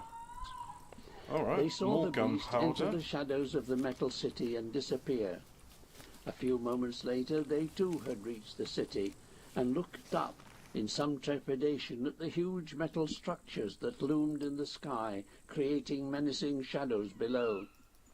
Hawkmoon noticed some more bloodstains, and threaded his way between the struts and pylons of the city, peering with difficulty in the murky light. And then suddenly there was a clicking sound, a hissing sound, a peculiar kind of subdued growl. And the creature was upon him, its claws about his throat, digging deeper and deeper. He felt one pierce, then another. He whipped up his own hands and tried to prise the clawed fingers away, felt the beak snap at the back of his neck. Then there was a wild shriek and a yell, and the claws released his throat. Hawkmoon staggered round to see Daverk, sword in hand, looking down at the body of the beaked beast. "The disgusting creature had no brains," said Daverk lightly. "What a fool it was to attack you and leave me free to slay it from behind." He extended his arm and delicately skewered the missing piece of cloth that had fallen from the dead thing's claw. "Here's our map, as good as ever." Hawkmoon wiped blood from his throat. The claws had not pierced too deeply. "The poor thing," he said. "No softness now, Hawkmoon. You know how it alarms me to hear you speaking thus. Remember the creatures attacked us." "I wonder why. There should be no shortage of their natural prey in these mountains. There are all kinds of edible creatures. Why feast on us?" Either we were the nearest meat they saw, Daverk suggested, looking about him at the lattice of metal everywhere, or else they have learned to hate men. And Daverk resheathed his sword with a flourish and began to make his way through the forest of metal struts Use that up the supported the RPK towers until and I can't streets of the repair it city above anymore. them. And then go Refuse to lay the everywhere, AK-47. and there are bits of dead animals, offal, rotting, unidentifiable stuff. Let's explore this city while we're here, Daverk said, climbing up one girder. We could sleep in it. Hawkmoon consulted the map. It's marked, he said. Halapanda's its name, not too far to the east of where our mysterious philosopher has his cavern. How far? About a day's march in these mountains. Let's rest and press on tomorrow, Daverk suggested. Hawkmoon frowned for a moment, then he shrugged. Very well. He too began to clamber up through the girders until they reached one of the strange curving metal streets. We'll strike out for yonder tower, suggested Daverk. They began to walk along the gently sloping ramp towards a tower that gleamed turquoise and sultry scarlet in the sunshine. Chapter 15. The Deserted Cavern. More lead. At the base of the tower was a small door that had been driven inwards as if by the punching of a giant fist. Clambering through the aperture, Hawkmoon and Daverk tried to peer through the gloom to see what the tower contained. There, said Hawkmoon, a stairway, or something very like one. They stumbled over rubble and discovered that it was not a stairway leading up into the higher parts of the tower, but a ramp, not unlike the ramps that connected one building to another in the city itself. I always associate SCUM with SCUM for From what I've computer read, adventure this games. place was SCUM, built only Crazy shortly before the Mansion, tragic which millennium, LucasArts, things like Daverk told Hawkmoon as they continued up the ramp. Some It was a non-LucasArts city games wholly used it as given well. over I to think, scientists, a research city, I believe for they Steel called it. Sky. Every kind of scientist came here that from all is- parts of the That world. can be run in SCUM. The idea was that new And, discoveries Blade would be Runner as made well, by which cross-fertilization. I've been meaning to play. If my memory serves me, I'll have the to buy it one of legends these say that days. many strange inventions were seeing the, created here, though most of their secrets are review now of it completely back in lost. PC Up they Forum went magazine until the ramp back in the led them day. onto a wide platform, Thinking, oh yeah, which I'll was definitely play completely that. surrounded by windows of glass. Most of I the like windows Westwood were Studios. cracked They made a or load of cool completely stuff, blown and then they out, got, but from this shut platform down it was because possible EA to see are the whole of the rest of the evil city. and horrible, and I hate them. Almost certainly, this was used to view the goings-on all over Halapandur, Hawkmoon said. He looked about him. Everywhere were the remains of instruments whose function he could not recognize. They bore the stamp of things prehistoric, all in dull, plain cases with austere characters engraved on them, totally unlike the Baroque decoration and flowing numerals and letters of modern times. Some that's sort another of bunch room done. controlling the functions of the rest of Halapandur. Daverk pursed his lips and pointed. Aye, you can observe its uses at once. Look, Hawkmoon. Some distance away, on the opposite side of the city from the one they had entered, could be seen a line of horsemen in the helmets and armour of Dark Empire troops. They could make out no detail from this height. My guess is that Miliadus leads let's them, carry Hawkmoon said, two fingering his more sword. toolboxes. He cannot know exactly where Mygon is, but he can have discovered that Tozer was in this city at some time, and he'll have trackers with him who'll soon discover Mygon's cave. We cannot afford to rest here now, Daverk. We must press on at once. Daverk nodded. A shame. They ran back down the ramp to the entrance of the tower. Risking LucasArts being are no seen by more. the They Dark sort of Empire hit Great warriors, War around the they dashed mid-2000s along the with Disney large bought outer Lucasfilm. ramps as fast Then as they they got could, closer. Yeah, I didn't then know swung about back that. again down the girders and out of sight. Shame, really, because they made I a don't think we were bunch of seen, cool stuff, Daverk and- said. Come on, we go I this mean, way I from played Mygon's the lair.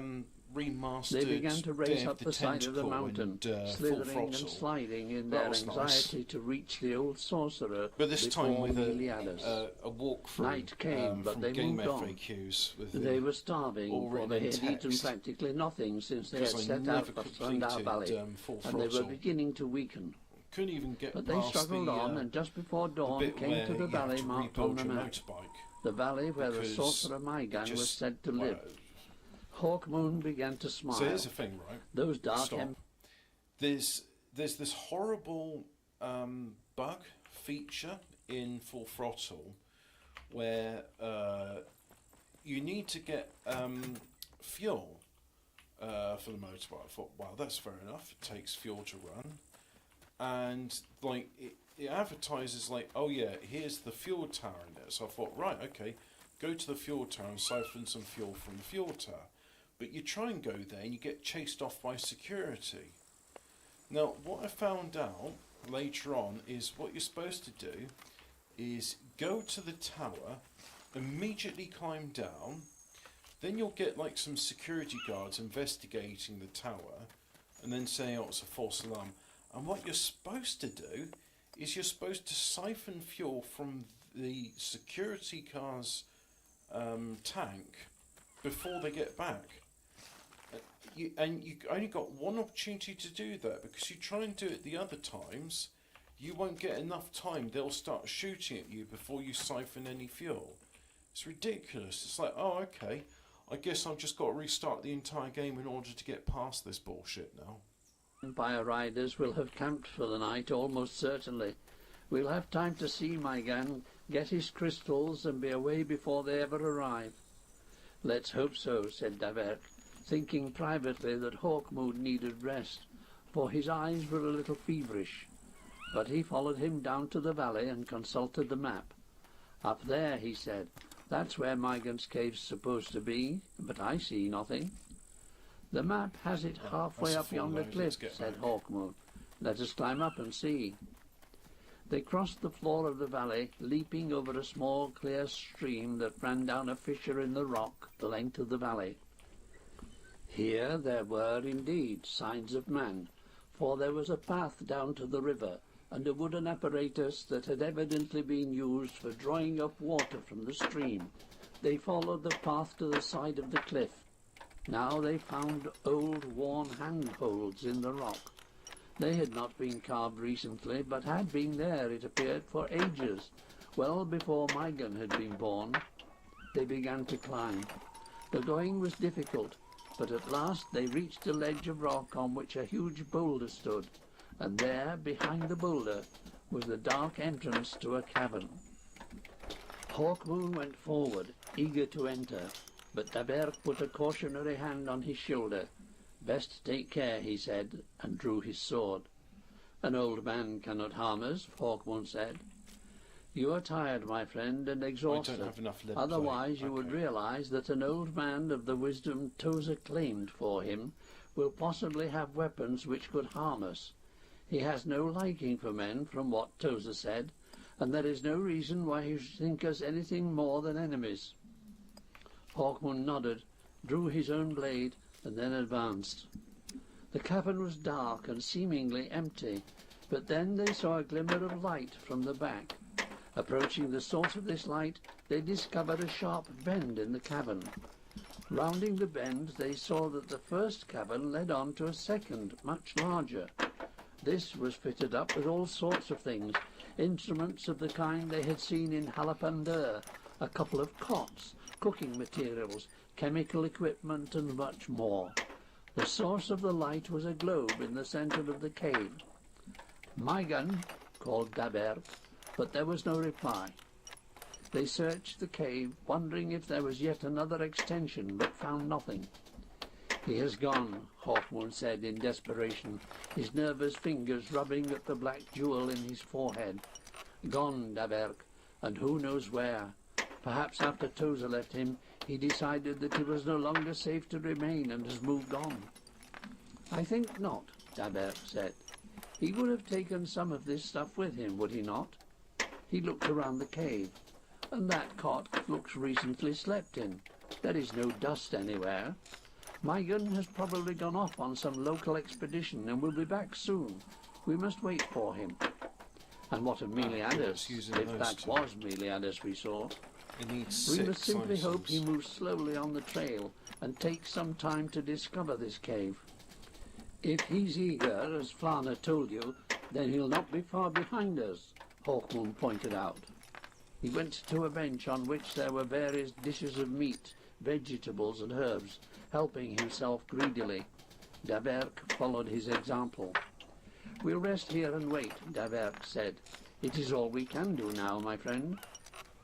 A day passed, and a night, and Hawkmoon hourly grew impatient as the old man did not return. "Suppose he has been captured," he suggested to Daverk. "Suppose Meliadus found him wandering in the mountains. If so, then Meliadus is bound to bring him back here, and we shall win the old man's gratitude by rescuing him from the Baron." Daverk replied with forced cheerfulness. "There were 20 men we saw, armed with flame lancers, if I was not mistaken. We cannot take 20, Daverk." "You are in low spirits, Hawkmoon. We have taken 20 before, more." "Aye," Hawkmoon agreed, but it was plain that the journey had taken much out of him. Perhaps, too, the deception at the court of King Huon had been a greater strain on him than on Daverk, for Daverk appeared to relish deception of that kind. At length Hawkmoon strode to the outer cave and onto the ledge beyond. Some instinct seemed to draw him out, for he looked into the valley and saw them. Now it was close enough to be sure. The leader of the men was indeed Baron Meliadus.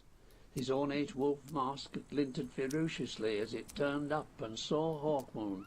At the instant Hawkmoon looked down. The great roaring voice echoed through the mountains.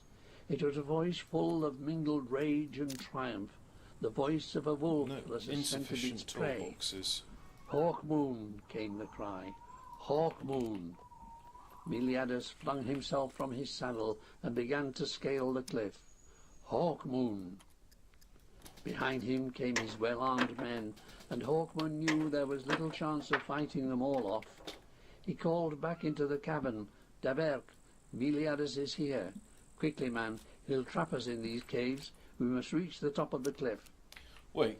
Daverk came running from the cavern, buckling on his sword belt, glanced down, thought for a moment, then nodded. It is. Hawkmoon ran to the face of the cliff, seeking handholds on the rough surface, hauling himself upward. Hawkmoon. A flame lance beam yes. splashed against the rock close to his hand, singeing the hairs on his wrist. Another landed beneath them, but he climbed on. Perhaps at the top of the cliff he could stand and make a fight, but he needed to protect his life and Daverk's for as long as possible, for the security of Castle Brass could depend on it. "Hawkmoon!" came the echoing cry of the vengeful Meliadus. "Hawkmoon!" Hawkmoon! Hawkmoon climbed on, scraping his hands on the rock, gashing his leg but not pausing, taking incredible risks as he clambered up the cliff face, Daverk close behind him. At last they reached the top and saw a plateau stretching away from them. If they attempted to cross it, the flame lancers were bound to cut them down. "Now," Hawkmoon said grimly, drawing his sword, "we stand and fight." Daverk grinned. "At last, I thought you were losing your nerve, my friend." They glanced over the edge of the cliff and saw that Baron Meliadus had reached the ledge by Mygon's cavern and was darting in, sending his men on ahead in pursuit of his two hated foes. Doubtless he hoped to find some of the others there, Oladan, Count Brass, or even perhaps Iselda, whom Hawkmoon knew was loved by the Baron, however much he refused to admit it. Soon the first of the wolf warriors had reached the cliff, and Hawkmoon delivered a jarring kick to his helmet. He did not fall, however, but reached out and clutched Hawkmoon's foot, either trying to drag himself back to safety or drag Hawkmoon with him over the cliff. Daverk sprang forward, stabbing the man in the shoulder. He grunted, released the grip on Hawkmoon, sought to grasp a spur of rock on the cliff edge, missed and tumbled backwards, arm flailing, to yell one long yell all the way to the floor of the valley far, far below. But now others were clambering over the edge. Daverk engaged one, while Hawkmoon suddenly found himself with two to contend with. Back and forth along the edge of the cliff they fought, the valley hundreds of feet below them. Hawkmoon took one in the throat between helm and gorget, neatly skewered another through the belly, where his armour did not reach, but two more quickly took their place. They fought for an hour thus, keeping back as many as they could from gaining the top of the cliff, engaging with their swords those they could not dissuade from getting to the top. Then they were surrounded, the swords pressing in on them like the teeth of some gigantic shark, until their throats were threatened by a band of blades, and Meliadus's voice came from somewhere, full of gloating malice. "Surrender, gentlemen, or you'll be butchered, I promise." Hawkmoon and Daverk lowered their swords, glancing hopelessly at each other. They both knew that Meliadus hated them with a terrible, consuming hatred. Now they were his prisoners in his own land. There was no possibility of escape. Meliadus seemed to realize this too, for he cocked his wolf mask on one side and chuckled. "I do not know how you came to Gran Bretagne, Hawkmoon and Daverk, but I do know you now for a pair of fools. Were you too seeking the old man? Why, I wonder, you already have what he has." "Perhaps he has other things," said Hawkmoon, deliberately attempting to obscure the matter as much as possible, for the less Meliadus knew, the more chance they had of deceiving him. "Other things? You mean he has other devices useful to the Empire? Thanks for telling me, Hawkmoon. The old man himself will doubtless be more specific." "The old man has left, Meliadus," said Daverk smoothly. "We warned him you might be coming." "Left, eh? If that's the case, you'll know where he has gone, Sir William." "Not I," said Daverk, looking peeved as the warriors bound him and Hawkmoon together and tied a noose under their arms. "We'll see," Meliadus chuckled again. "I appreciate the excuse you offer me to begin a little torture here and now, a soupçon of vengeance for the moment. We'll explore the full possibilities when we return to my palace. Then, too, perhaps I'll have the old man and his secret of travelling through the dimensions." Privately, he told himself that he was bound in this way to reinstate himself with the King Emperor and achieve Huon's forgiveness for leaving the city without permission. His gauntleted hand reached out to stroke Hawkmoon's face almost lovingly. "Ah, Hawkmoon, soon you shall feel my punishment. Soon." Hawkmoon shuddered to the roots of his being, then spat full into the grinning wolf mask. Meliadus recoiled, hand going up to mask, then sweeping out and striking Hawkmoon across the mouth. He growled in rage.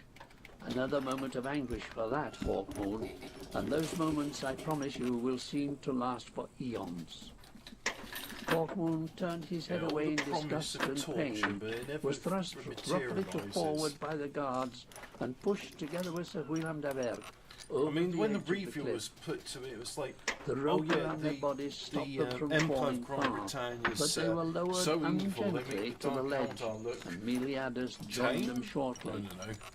"I must still find the old man," said the Baron. "I suspect he's lurking somewhere hereabouts. We'll leave you well bound in the cavern. Put a couple of guards at the entrance, just in case you somehow free yourselves from your bonds, and set off to look for him. There is no escape for you now, Hawkmoon. None for you either, Daverk. You are both mine at last. Drag them inside, bind them with all the rope you can find. I wonder where my nail clippers went. Remember, guard them well, for they are Meliadus's playthings." He watched as they were trussed and dragged into the nearer cavern. Meliadus placed 3 men at the entrance of the cavern and began to clamber back down the cliff in high spirits.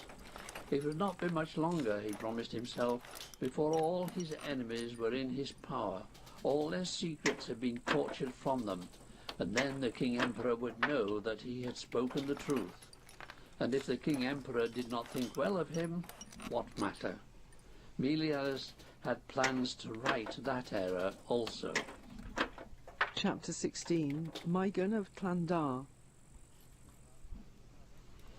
Night fell outside the cavern, and Hawkmoon and Daverk lay in the shadow cast by the light from the second cave.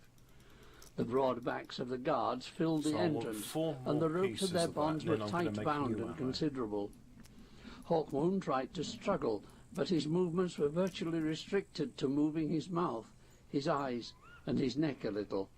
Daverk was in a similar position. "Well, my friend, we were not cautious enough," Daverk said, with as light a tone as he could muster. "No," Hawkmoon agreed. "Starvation and weariness make fools of even the wisest of men. We have only ourselves to blame." "We deserve our suffering," Daverk said, somewhat doubtfully. "But do our friends? We must think of escape, Hawkmoon, no matter how hopeless it seems." Hawkmoon sighed. "Aye, if Meliadus should succeed in reaching Castle Brass." He shuddered. It seemed to him from his brief Where are encounter you? with the Grand Britannian nobleman Hey, that you're Meliadus pretty was good, even more I'm deranged than better. previously. Was it his defeat several times by Hawkmoon and the folk of Castle Brass? Was it the thwarting of his victory when Castle Brass had been spirited away? Hawkmoon You're could good, not guess. but I'm He better. only knew that his old enemy seemed less in control of his mind than earlier. There was no telling what he would do in such an unbalanced condition. Hawkmoon turned his head, frowning, thinking he had heard a noise from within the far cavern. From where he lay, he could see a little of the lighted cave. Why can't I use this He as metal craned his scrap? neck, hearing the Good sound quality again. metal. Daberk murmured, very softly so that the guards should not hear, "There is someone in there, I'll swear." And then a shadow fell across them, and they stared up into the face of a tall, old man with a great, rugged face that seemed carved from stone, and a mane of white hair that helped his leonine appearance. The old man frowned, looking the bound men up and down. He pursed his lips and peered out to where the 3 guards stood at attention, glanced back at Hawkmoon and de Berk. He said nothing, simply folded his arms across his chest. Hawkmoon saw that there were crystal rings on his fingers. All but the little finger of the left hand bore rings, even the thumbs. This must be Mygan of Flandar. But how had he got into the cave? Hawkmoon looked at him desperately, mouthing his pleas for help. The giant smiled again and bent forward a little so that he could hear Hawkmoon's whisper. "Please, sir, if you be Mygan of Flandar, know that we are friends to you, prisoners of your enemies." "And how do I know you speak truth?" said Mygan, almost in a whisper. One of the guards stirred outside, beginning to turn, doubtless sensing something. Mygan withdrew into the cavern. The guard grunted. "What are you two muttering about? That's it. Discussing what the Baron will do with ye, eh? Well, you can't imagine what entertainment he's got fixed up for you, Hawkmoon." Hawkmoon made no reply. When the guard had turned back, chuckling, Mygan bent closer again. "You're Hawkmoon? You heard of me?" "Something. If you're Hawkmoon, you may be speaking the truth. For though I be of Gran Bretagne, I hold no brief for the lords who rule in Londres. But how do you know who my enemies are?" "Baron Meliadus of Croydon has learned of the secret you imparted to Tozer, who was your guest here not long ago." "Imparted? So, He wheeled it one- from me, stole one of my rings when I slept, used it to escape, wanted to ingratiate himself with his masters in Londres, I gather." "You are right. Tozer told them of a power, boasted that it was a mental attribute, demonstrated his power and turned up in the Camargue. Doubtless by just accident. one. He had no conception of how to use the ring properly. So we gathered. I believe you, Hawkmoon, and I That's fear that, this and then- Meliadus. You'll free us? We 5, can 5, 6 by attempt to 4, escape 5. from here, protect you that's- against him. That is I doubt NATO. if I need your Okay. protection. Mygan disappeared Right. from Hawkmoon's view. "What does he Going to plan, make I some wonder," more said Dakar Daber, ammo. who had deliberately remained silent until now. Hawkmoon shook his head. Mygan reappeared with a long knife in his My hand. gloves appeared to He have stretched out taken a and bit of began slicing a through battering from all Hawkmoon's the bonds, crafting. until at last the Duke von Curlen was able to free himself, keeping a wary eye on the guards outside. "Hand me the knife," he whispered, and took it from Maigan's hand. He began cutting away Daverk's ropes. From outside they heard voices. "Baron Meliadus is returning," one of the guards said. "He sounds in an evil temper." Hawkmoon darted an anxious glance at Daverk, and they sprang up. Alerted by the movement, one of the guards turned, crying out in surprise. The two men darted forward. Hawkmoon's hand stopped the guard from drawing his sword. Daverk's arm went around another's throat and drew his sword for him. The sword rose and fell even before the guard could scream. While Hawkmoon wrestled with the first guard, Daverk engaged the third.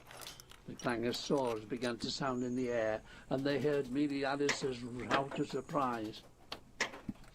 Hawkmoon threw his opponent to the ground and placed a knee in his groin, drew the dagger that was still sheathed at his side, prized back the mask, and struck the man in the throat. Meanwhile, Daverk had dispatched his man, stood panting over the corpse. Maigan called from the back of the cavern, "I see you wear crystal rings like those I have. Do you know how to control them?" "We know only how to return to the Camargue, a turn to the left." "Aye, well, Hawkmoon, I would help you. You must turn the crystals first to the right and then to the left. Repeat the movement 6 times and then—" The great bulk of Meliadus loomed in the entrance to the cavern. "Oh, Once Hawkmoon, again, I you can't plague use me that. still. The old man, seize him." The rest of Meliadus' warriors began to surge into the cavern. Daverk and Hawkmoon fell back before them, desperately fighting. The old man shouted in fury, "Trespassers, back!" He rushed forward with his long knife raised. "No," cried Hawkmoon. "Maigan, let us do the blade work. Keep away.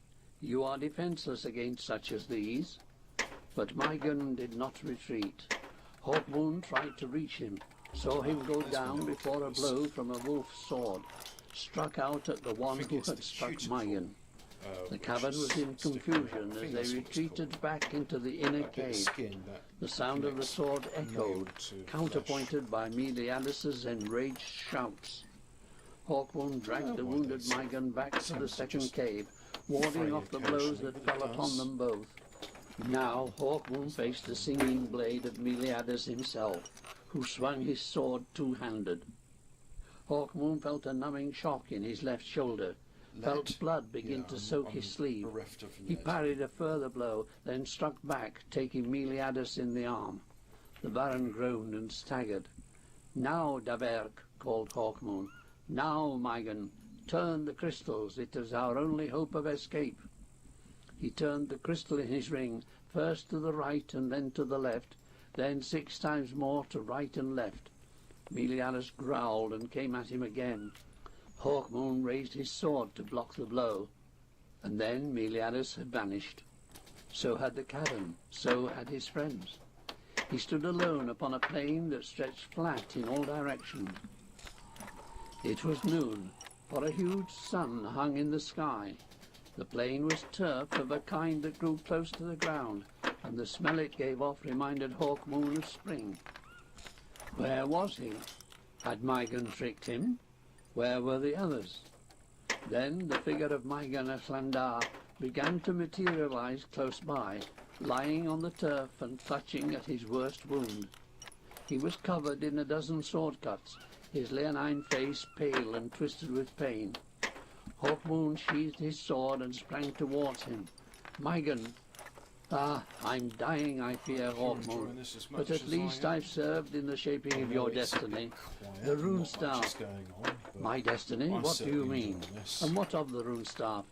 I've heard so much of that mysterious artifact, and yet no one will tell me exactly how it concerns me. You'll learn when it's time. Meanwhile—" Suddenly Daverk appeared, staring around him in astonishment. "The things work. Thank the rune staff for that. I thought us all surely slain. You must seek—" Maigan began to cough. Blood spurted from between his teeth, falling down his chin. Hawkmoon cradled his head in his arms. Do not try to speak, Mygon. You are badly wounded. We must find help. Perhaps if we return to Castle Brass. Mygon shook his head. You cannot. Cannot return? But why? The rings work to bring us here. A turn to the left. No. Once you have shifted in this way, the rings must be reset. How shall we set them? I will not tell you. Will not? You mean cannot? No, it was my intention to bring you through space to this land, where you must fulfill part of your destiny. You must seek... the pain. You have tricked us, old man, said Daverk. You wish us to play some role in a scheme of your own, but you are dying. We cannot help you now. Tell us how to return to Castle Brass, and we shall get someone to doctor you. It was no selfish whim that instructed me to bring you here. It was knowledge of history. I have travelled to many places, visited many eras, by means of the rings. I know much. I know what you serve, Hawkmoon, and I know that the time has come for you to venture here. Where? Hawkmoon said desperately. In what time have you deposited us? What is the land called? It seems to consist entirely of this flat plain. But Mygon was coughing blood again, and it was evident that death was close. Take my rings, he said, breathing with difficulty. They could be useful. But seek first Narleen and the Sword of the Dawn. That lies to your south. Then turn north, when that's done, and seek the city of Denark and the rune staff. He coughed again, then his body shook with a great spasm, and life fled him. Hawkmoon looked up at Daverk. The rune staff? Are we then in Asia Communista, where the thing is supposed to dwell? It would be ironic, considering our earlier ruse, said Daberg, dabbing with his handkerchief at a wound on his leg. Perhaps that is where we are. I care not. We are away from that boorish Meliadus and his bloodthirsty pack. The sun above is warm. Save for our wounds, we are considerably better off than we might have been. I'm first. Looking about him, Hawkmoon sighed. I'm not sure. First. If Tarragorm's experiments are successful, he could find a way through to our command. So I would rather be there than here. He fingered his ring. I wonder. Daberk put out his hand. No, Hawkmoon, do not tamper with it. I'm inclined to believe the old man. Besides, he seemed well disposed toward you. He must have meant you well. Probably he intended to tell you where this was, give you more explicit directions as to how to reach the places, presuming they were places, he spoke of. If we try to work the rings now, there's no telling where we'll find ourselves, possibly even back in that unpleasant company we left in Mygon's cave. Hawkmoon nodded. Perhaps you're wise, Daberk, but what do we do now? First we do as Mygon said, and remove his rings. Then we head south to that place. What did he call it? Narleen. It could be a person, a thing. South at any rate we go, to find out if this Narleen be place, person or thing. Come. He bent beside the corpse of Mygon of Llandar and began to strip the crystal rings from his fingers. From what I saw of his cavern, it's almost certain that he found these in the city of Halapander. That equipment he had in his cave evidently came from there. These must have been one of the inventions of those people before the onset of the tragic millennium. But Hawkmoon was barely listening to him. Instead, he was pointing out across the plain. Look! The wind was blowing up. In the distance, something gigantic and reddish-purple came rolling, emitting lightnings. Look, too. Everything seems to use As the champion eternal served the rune staff, so had Mygon of Llandar, though knowingly, and the philosopher of Yell had seen fit to deposit Hawkmoon in a strange, unfriendly land, giving him little information, in order, as he saw it, to further the rune staff's cause. So many destinies were interlinked now. The Camargues with Gran Bretagnes, Gran Bretagnes with Asia Communistas, Asia Communistas with Americs, Hawkmoons with Daverks, Daverks with Flaners, Flaners with Miliadisses, Miliadisses with King Huons, King Huons with Shenegar Trots, Shenegar Trots with Hawkmoons, and all this on only one of Earth's many planes. So many destinies weaving together to do the Runestaff's work, which was begun when Meliadus swore upon the Runestaff his great oath of vengeance against the inhabitants of Castle Brass, and thus set the pattern of events. Have a look at this. Paradoxes and ironies were all apparent in the fabric, would become increasingly clearer to those whose fates were woven into it.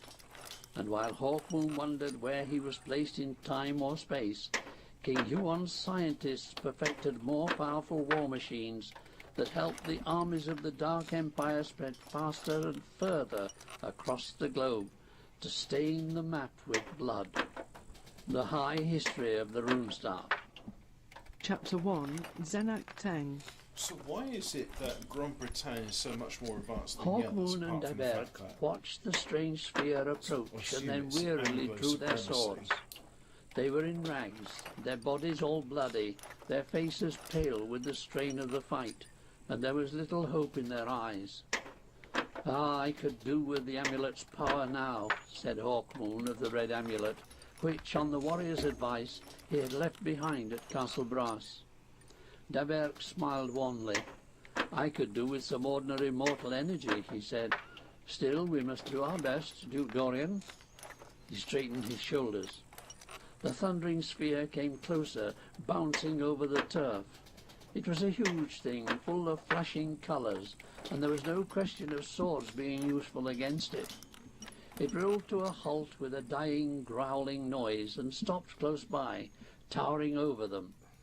Then it began to hum, and a split appeared at its centre, widening out until it seemed the sphere would split in two.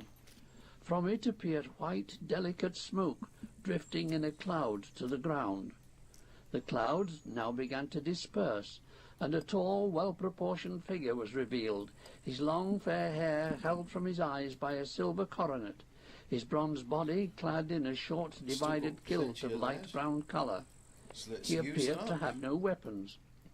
Hawkmoon looked at him warily. "Who are you?" he said. "What do you want?"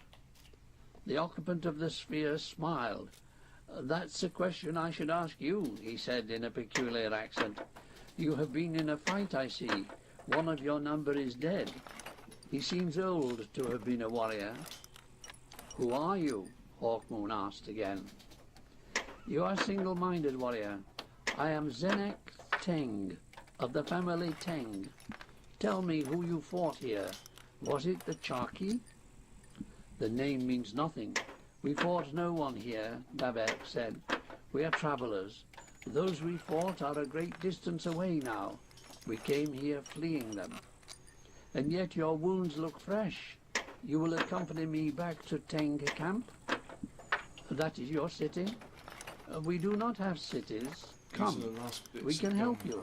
Dress your wounds. Good. Perhaps even revive your friend." "Impossible. He is dead."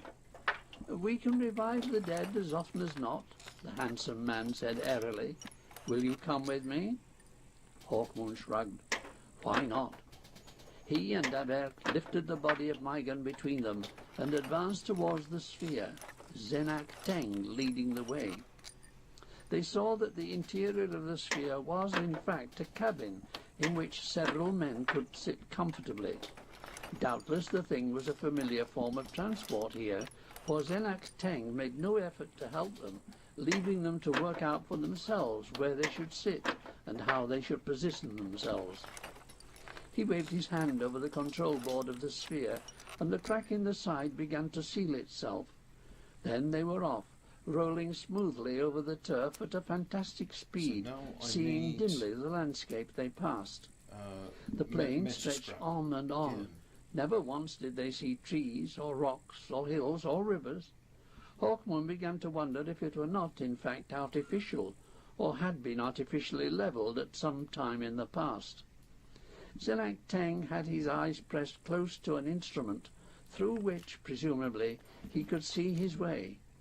His hands were on a lever attached to a wheel, which he swung in one direction or another from time to time, doubtless steering the strange vehicle. Once they passed at a distance a group of moving objects that they could not define through the shifting walls of the sphere. Hawkmoon pointed them out. Look that. Charky, Zenak Teng said. With luck they will not attack. They seemed to be grey things, the colour of dark stone, but with many legs and waving protuberances. Hawkmoon could not decide whether they were creatures or machines, or neither. An hour passed, and at last the sphere began to slow. We are nearing Teng Camp, Zenak Teng said. A little later the sphere rolled to a halt, and the bronze man leant back, sighing with relief. Good, he said. I found what I set out looking for. That force of Charky is feeding in a southwesterly direction and should not come too close to Teng Camp. What are the Charky? Davek asked, gasping as he moved, and his wounds began to hurt again. The Charky are our enemies, created to destroy human life, Zenak Teng replied. They feed from above ground, sucking up energy from the hidden camps of our people.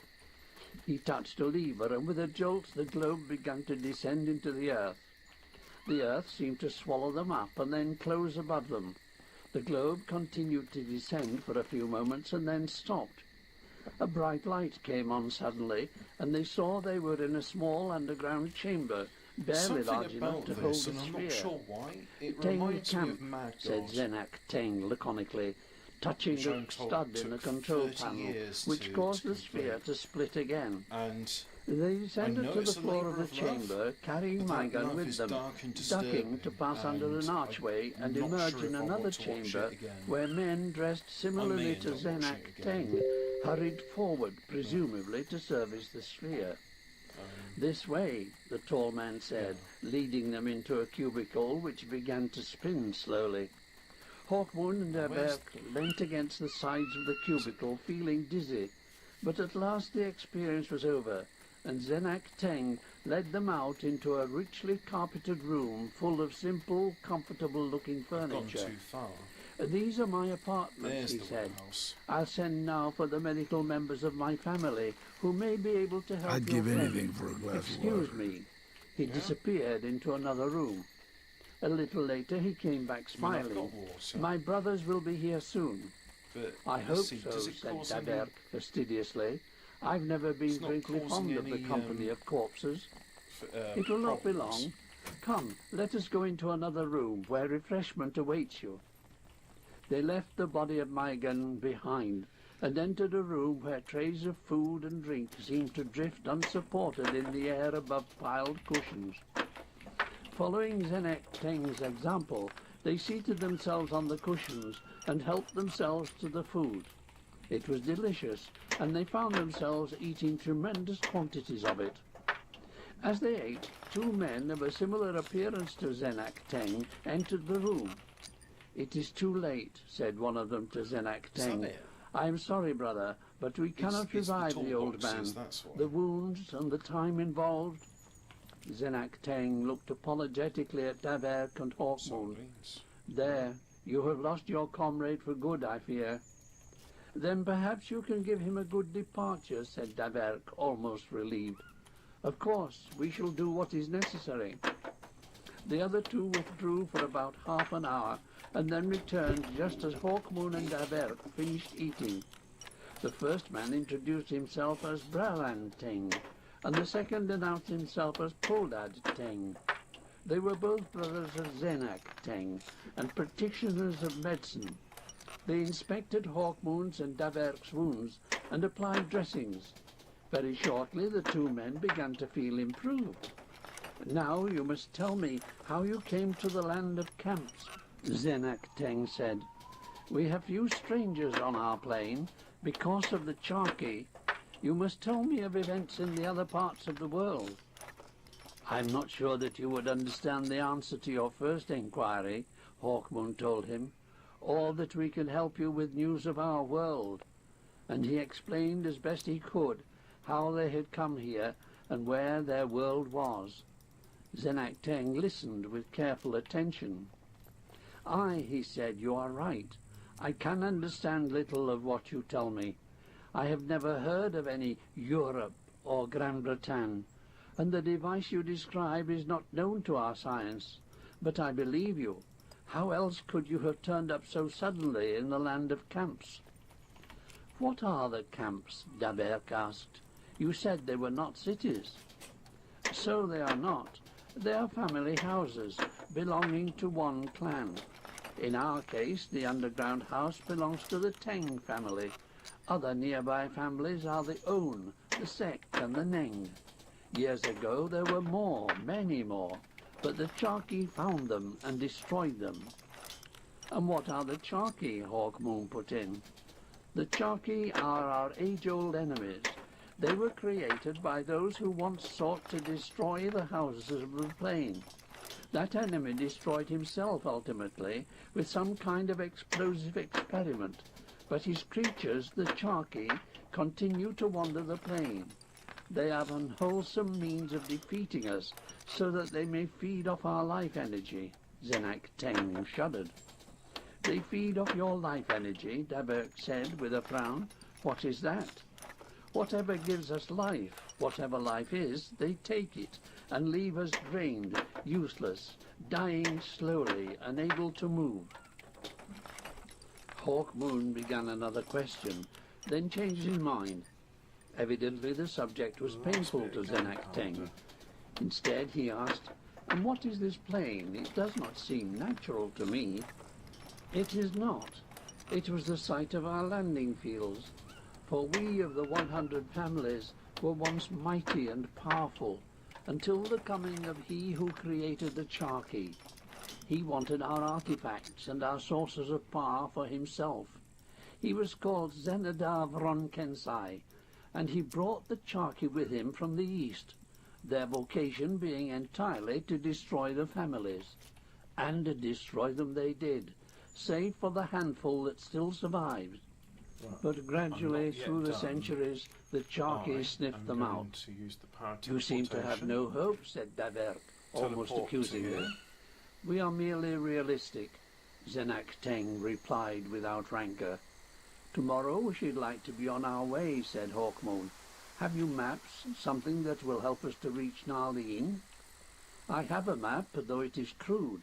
Narleen used to be a great trading city on the coast. That was centuries ago. I do not know what it might be today." Zenak Teng rose. "I will show you to the room I have had prepared for you. There you may sleep tonight and begin your long journey in the morning." Chapter 2. The Charki. Hawkmoon awoke to the sounds of battle.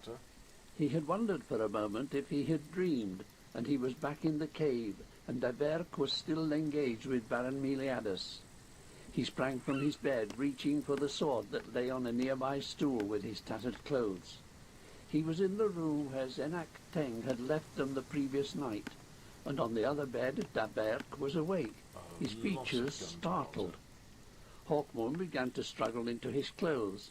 From behind the door came yells, the clash of swords, strange whining sounds and moans.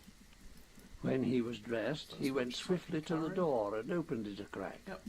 He was astonished. The bronzed, handsome folk of Teng Camp were busily at work trying to destroy one another, and it was not swords, after all, that were making the clashing sound, but meat cleavers, iron bars, and a weird collection of domestic and scientific tools utilized as weapons. Snarls, bestial and alarming, were on all faces, and foam-flecked lips, while eyes stared madly. The same insanity possessed them all. Dark blue smoke began to pour along the corridor. There was a stink Hawkmoon could not define, the sound of smashing glass and torn metal. "By the runestaff, Daberk," he gasped, "they seem possessed." A knot of battling men suddenly pressed against the door, pushing it inwards. and Hawkmoon found himself in the middle of them. He pushed them back, sprang aside. None attacked him or Daberk. They continued to butcher one another as if unaware of the spectators. "This way," Hawkmoon said, and left the room, sword in hand. He coughed as the blue smoke entered his lungs and stung his eyes. Everywhere was ruin. Corpses lay thick in the corridor. Together they struggled along the passages until they reached Zenak Teng's apartments. The door was locked. Frantically, Hawkmoon beat upon it with the pommel of his blade. "Zenak Teng, it is Hawkmoon and Daberk. Are you within?" 4 more units. There was a movement from the other side of the door. Then it sprang open, and Zenak Teng, his eyes wild with terror, beckoned them in, then hastily closed and locked the door again. "The Charkey," he said. "There must have been another pack roaming elsewhere.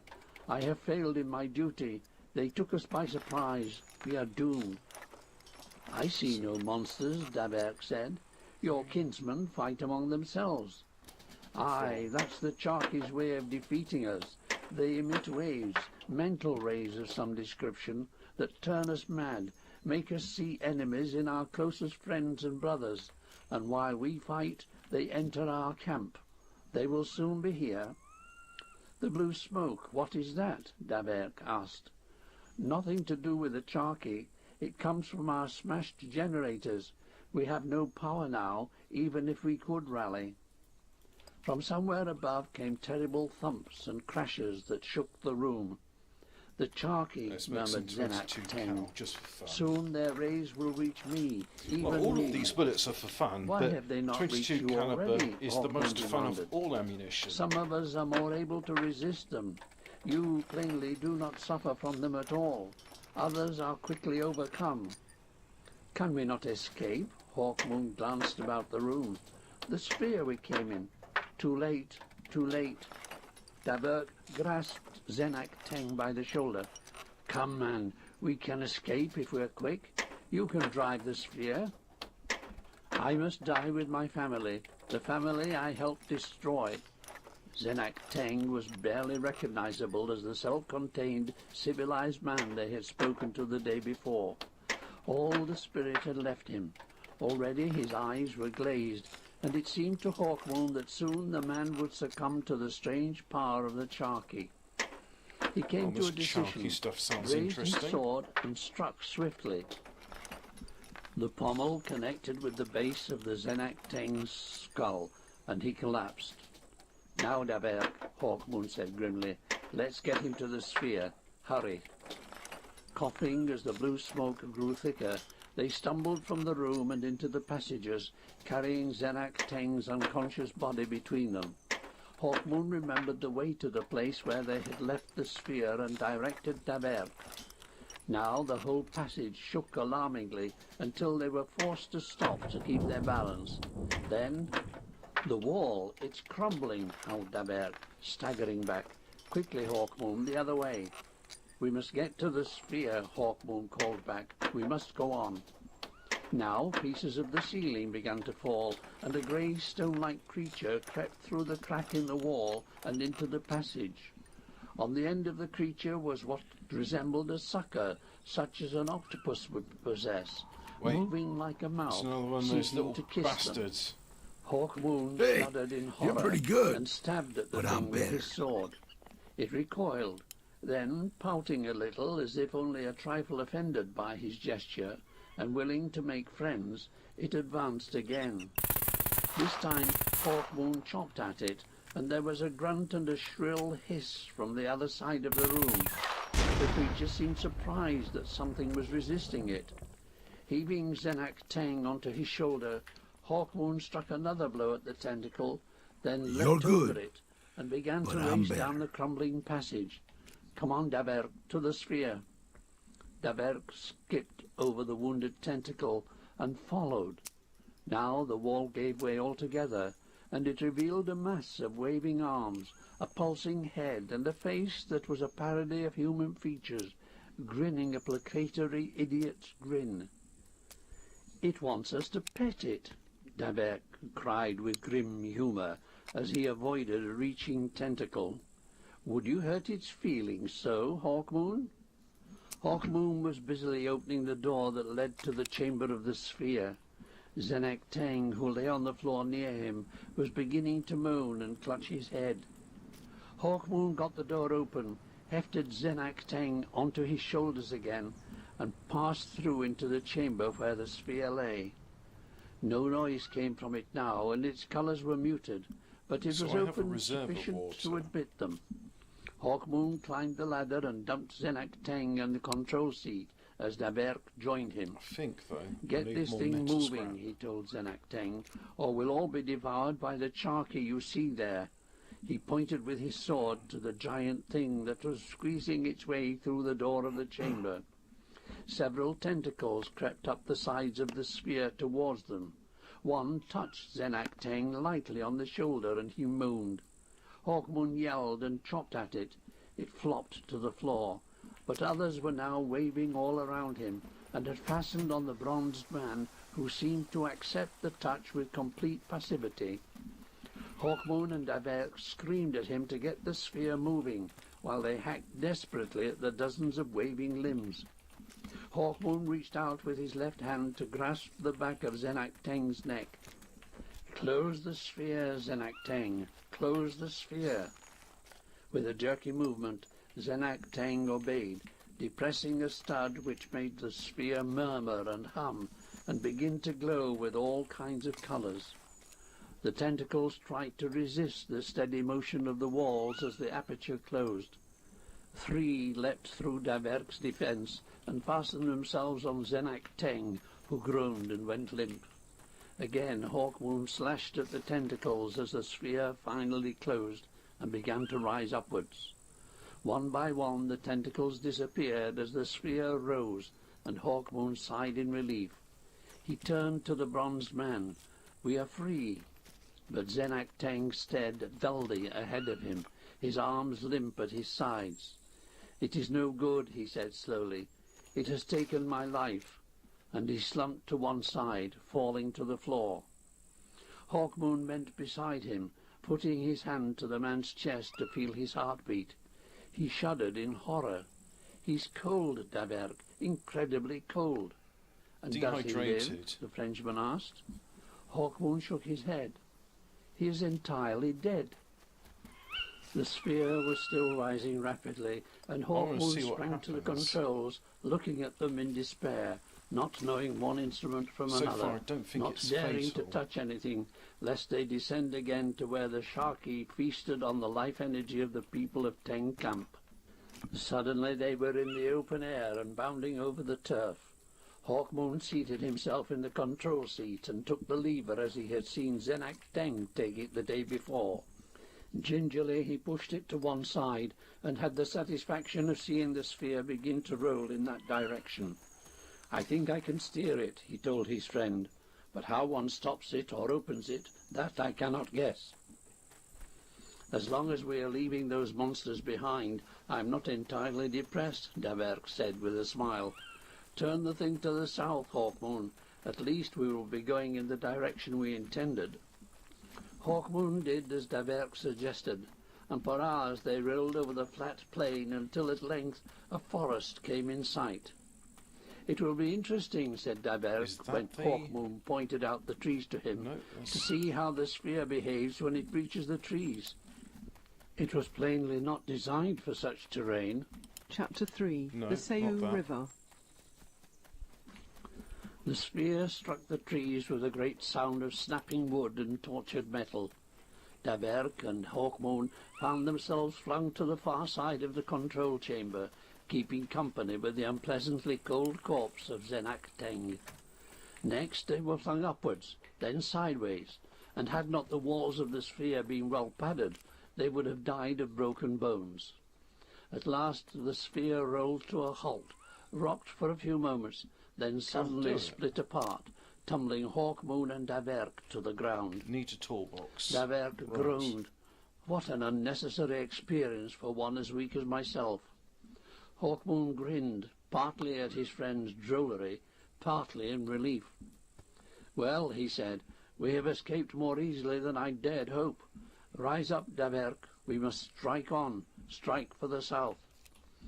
I think a rest is called for, Daverk said, stretching and looking up at the green branches of the trees.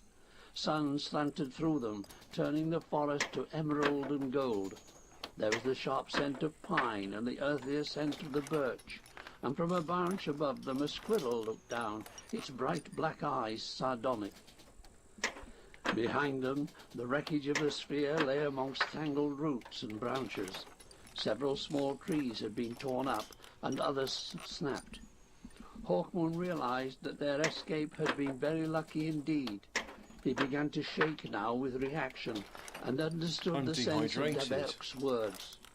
He sat down on a grassy hillock, averting his eyes from the wreck, and the corpse of Zenag Teng that could just be seen to one side of the sphere. Daverk lay down nearby and rolled over onto his back.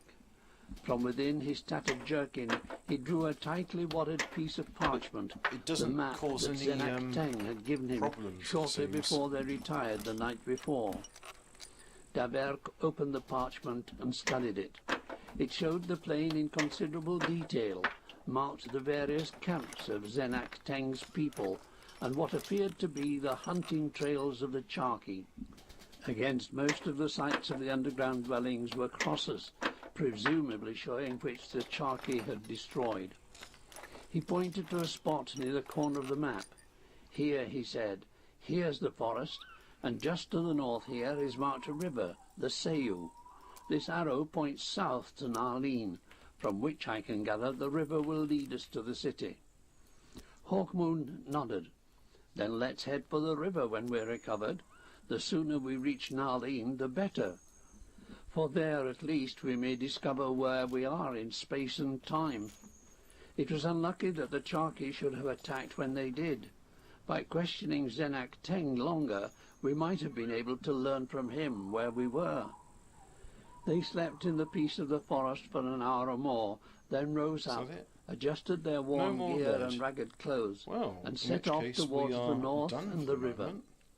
As they progressed, the No more undergrowth lead, grew so- thicker and the trees more dense, and the hills on which the trees clung became steeper, so that by evening they were Nothing to weary and in ill temper, barely speaking to one another. Hawkmoon sorted through the few objects in the purse on his belt, found a tinderbox of ornate design. They walked on for another half hour, until they came to a stream that fed a pool set between the high banks on three sides. Okay. Beside this was a small clearing, and Hawkmoon said, "We'll spend the night here, Daverk, for I cannot continue any longer."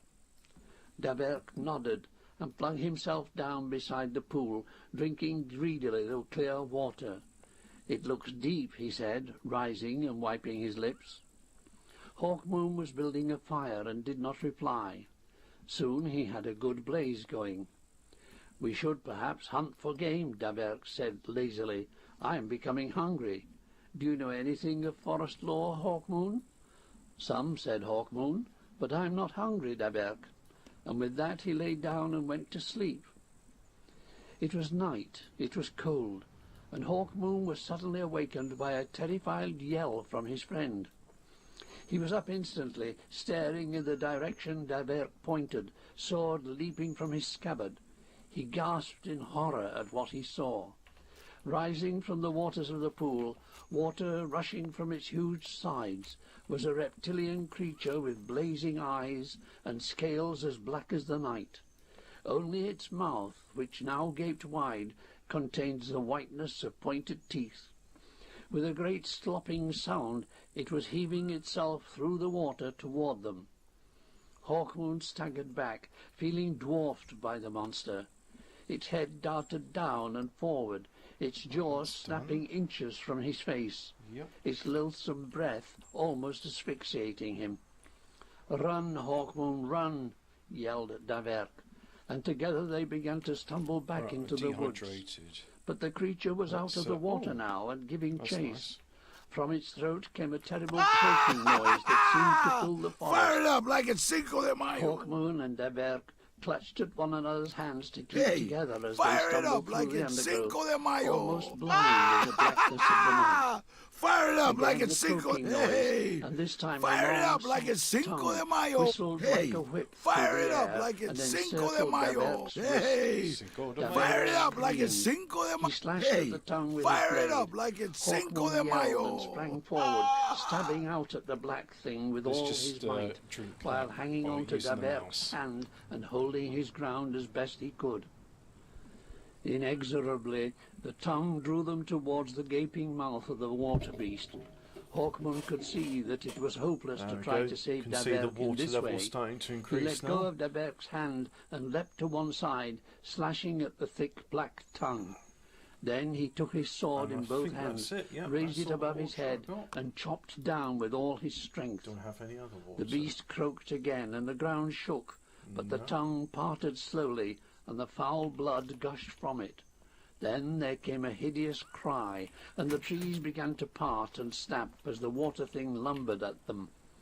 Hawkmoon grabbed Daverk and hauled him to his feet, pushing aside the sticky flesh of the severed tongue. "Thanks," Daverk panted as they ran. "I'm beginning to dislike this land, Hawkmoon. It seems more full of perils than our own."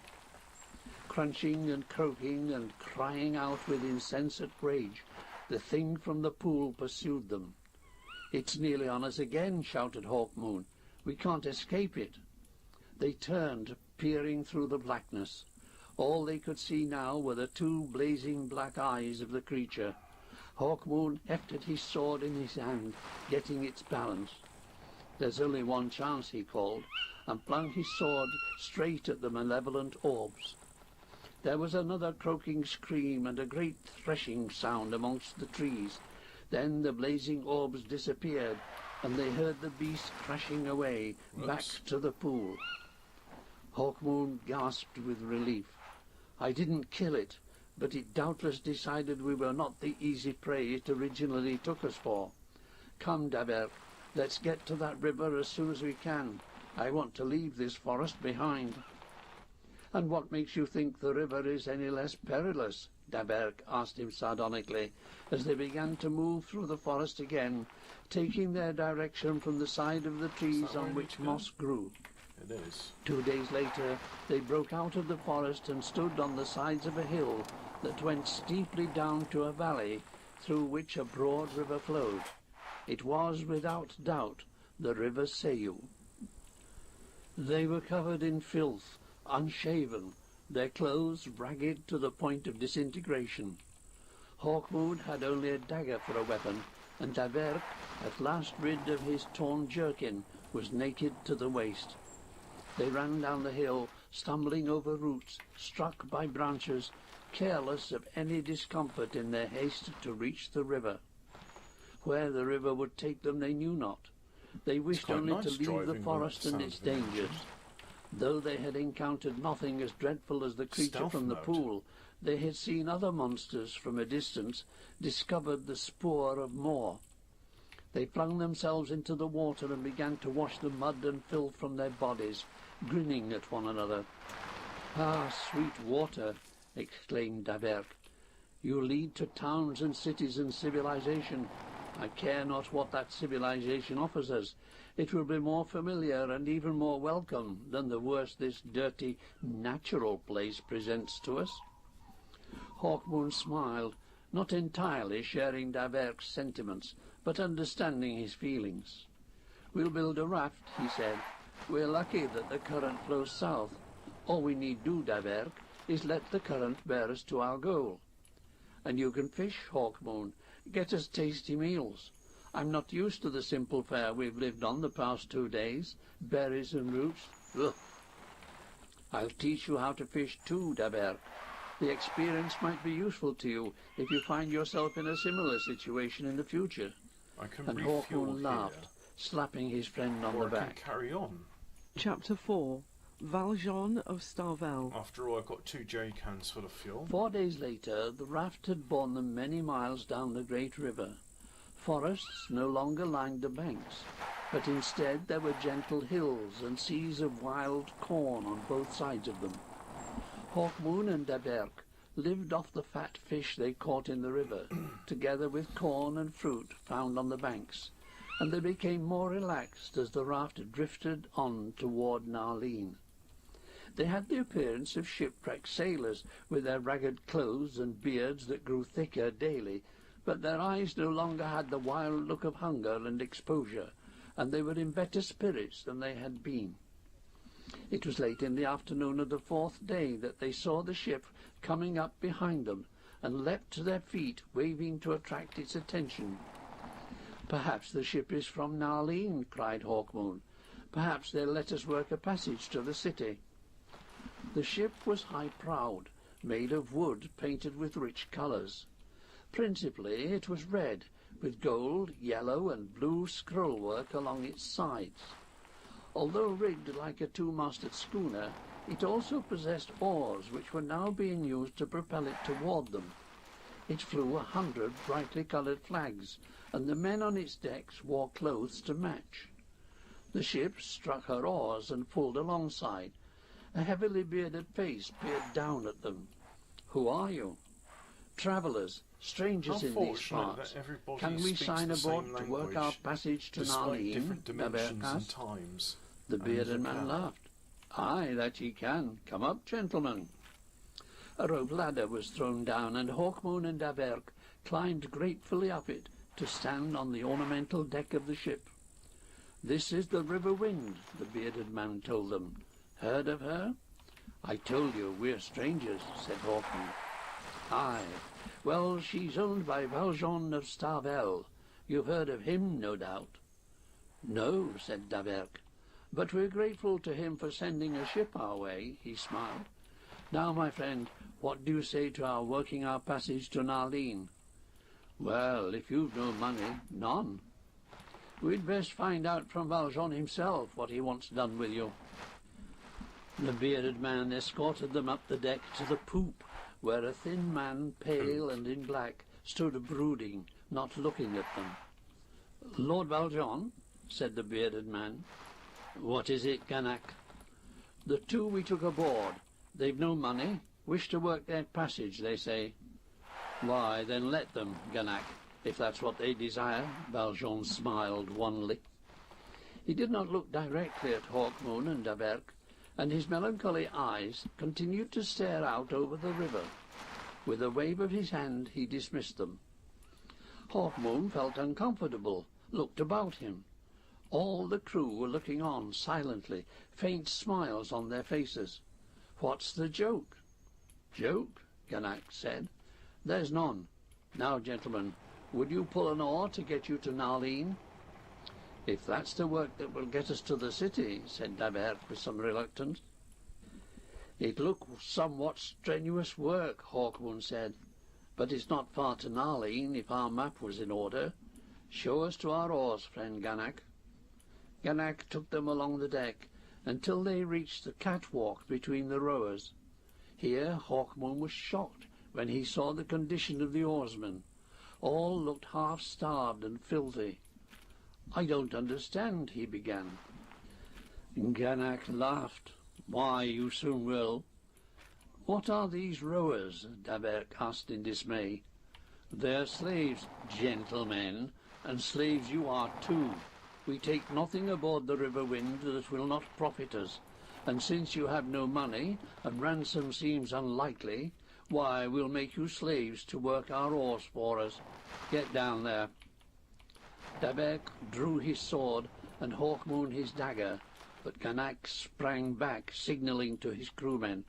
"Come, lads, teach them new tricks, for they seem not to understand what slaves must do." Behind them along the catwalk clambered a great weight of soldiers, all with bright blades in their hands, while another mass of men came at their front. Dabert and Hawkmoon prepared to die, taking a good quantity of the sailors with them. But then, from above, a figure came hurtling down a rope from the cross-trees, to strike once, twice upon their heads with a hardwood club and knock them into the oar-pits. The figure grinned and bounced on the catwalk, putting away his club. Ganac laughed and clapped him on the shoulder. "Good work, Orindo. That trick's always the best one, and saves much spilt blood." Others sprang down to relieve the stunned men of their weapons and roped their wrists to an oar. When Hawkmoon awoke, he and Daverk sat side by side on a hard bench, and Orindo was swinging his legs from the catwalk above them. He was a boy of and I've perhaps lost the, 16, lights a as cocky well. smile on his face. Tits. He called back to someone above whom they could not see. "They're awake. We can start moving now. Back to Narleen." He winked at Hawkmoon and Daverk. "Commence, gentlemen," he said. "Commence rowing, if you please." He seemed to be imitating a voice he had heard. "You're lucky," he added. "We're going downstream. Your first work will be easy." Hawkmoon gave a mock bow over his oar. "Thank you, young man. We appreciate your concern. I'll give you further advice from time to time, for that's my kindly nature," said Orindo, springing up, gathering his red and blue coat about him, and bouncing along the catwalk. Ganak's face peered down next. He prodded at Hawkmoon's shoulder with a sharp boat hook. "Pull well, friend, or you'll feel the bite of this in your bowels." And Ganak disappeared. The other rowers bent to their task, and Hawkmoon and Daverk were forced to follow suit.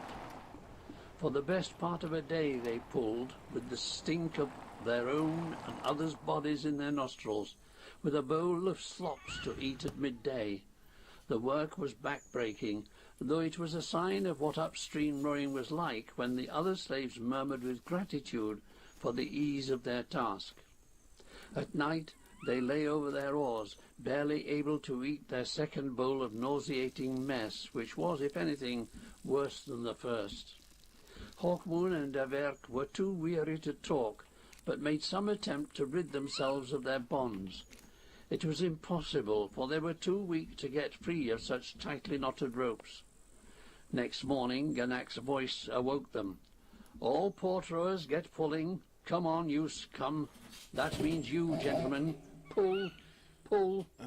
There's a prize in sight, and if we miss it, you'll suffer the Lord Valjean's wrath." There it is. The emaciated bodies of the other rowers instantly became active at this threat, and Hawkmoon and Daverk bent their backs with them, hauling the huge boat round against the current. From above were the sounds of footfalls as men rushed about, preparing the ship for battle. Ganak's voice roared from the poop as he issued instructions in the name of his master, the Lord Valjean. Hawkmoon thought he would die with the effort of rowing, felt his heart pound and his muscles creak with the agony of the exertion. Fit he might be, but this effort was unusual, placing strain on parts of his body that had never had to take such strain before. He was covered in sweat, and his hair was pasted to his face. His mouth opened as he gasped for breath. "Oh, Hawkmoon," panted Daverk, "this was not meant to be my role in life." But Hawkmoon could not reply for the pain in his chest and arms. There was now a sharp jarring as the boat met another, and Ganak yelled, "Port rowers, drop oars." Hawkmoon and the others obeyed instantly, and slumped over their oars as the sound of battle commenced above. There was the noise of swords, of men in agony, of killing and of dying, but it seemed only like a distant dream to Hawkmoon. He felt that if he continued to row in Lord Valjean's galley, he would shortly perish. Then suddenly he heard a guttural cry above him, and felt a great weight fall upon him. The thing struggled, crawled over his head, and fell in front of him. It was a brutish-looking sailor, his body covered in red hair. There was a large cutlass sticking from the middle of his body. He gasped, quivered, then died, the knife falling from his hand. Hawkmoon stared at the corpse dully for a while until his brain began to work. Elements. He extended his feet and found he could touch the fallen knife. So if you get attacked, Gradually, then you with several pay your base from pauses, that. he drew it towards him until it was under his bench. Exhausted, he again fell over his oar. Meanwhile, the sounds of fighting died down, and Hawkmoon was recalled to reality by the smell of burning timber, looked about him in panic, then realized the truth. "It's the other ship that's burning," Daverk told him. We're aboard a pirate, friend Hawkmoon. He smiled sardonically. What an unworthy occupation, and my health so frail. Hawkmoon reflected with some self-judgment that Daverk seemed to be reacting better to their situation than was he. He drew a deep breath and straightened his shoulders as best he could. I have a knife, he began in a whisper, but Daverk nodded rapidly. I know, I saw you. You're not in such bad condition after all. Hawkmoon said, rest tonight until just before dawn, then we'll escape. Aye, agreed Daverk. Save as much strength as we can.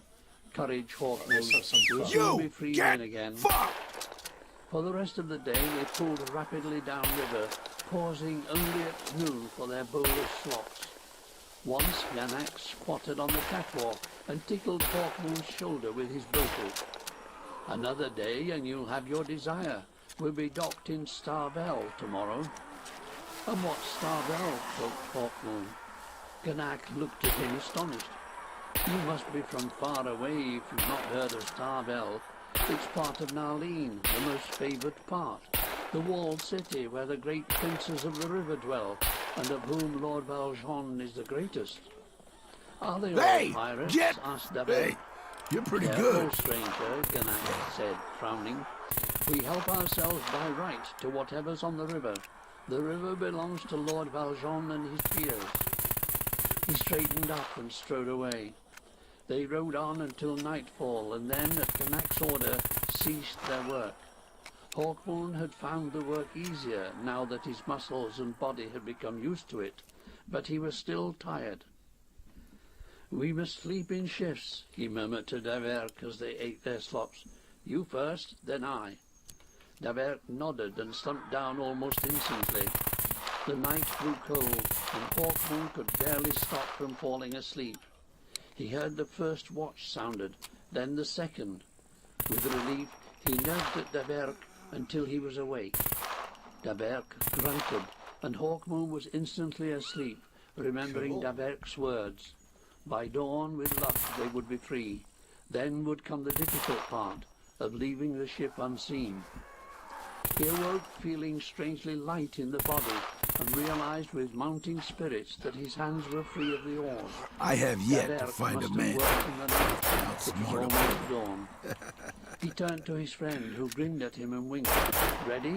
Daverk murmured. You're good. Aye, replied I'm Hawkmoon with a better. great sigh. He looked with envy at the long knife Daverk held. If I had a weapon, he said, I would repay Ganac for a few indignities. No time for that now, Daverk pointed out. We must escape as silently as possible. Cautiously, they rose up from the benches and poked their heads up over the catwalk. At the far end, a sailor stood on watch, and on the poop deck above this man stood Lord Valjean, his posture brooding and abstracted, his pale face staring into the darkness of the river night. Hey, you're pretty The good, sailor's back was but towards I'm them. better. Valjean did not seem about to turn. The two men heaved themselves onto the catwalk, making stealthily for the prow. But it was then that Valjean's sepulchral voice sounded.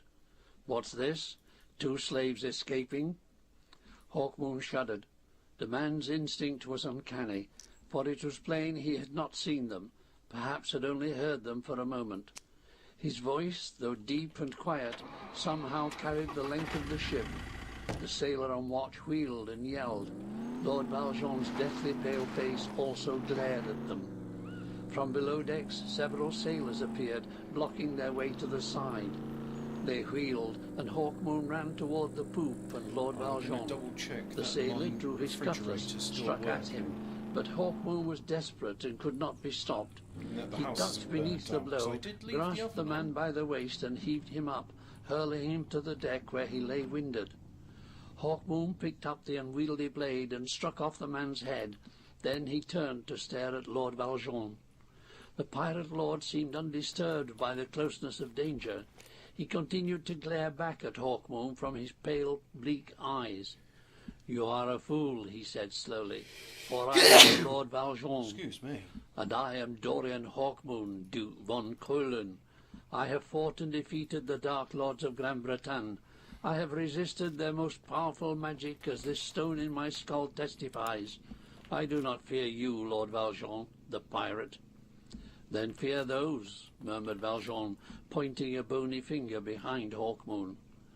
Hawkmoon spun on his heel and saw a great number of sailors bearing down on him, and Daverk was armed only with a knife. No energy source. Hawkmoon flung him the cutlass.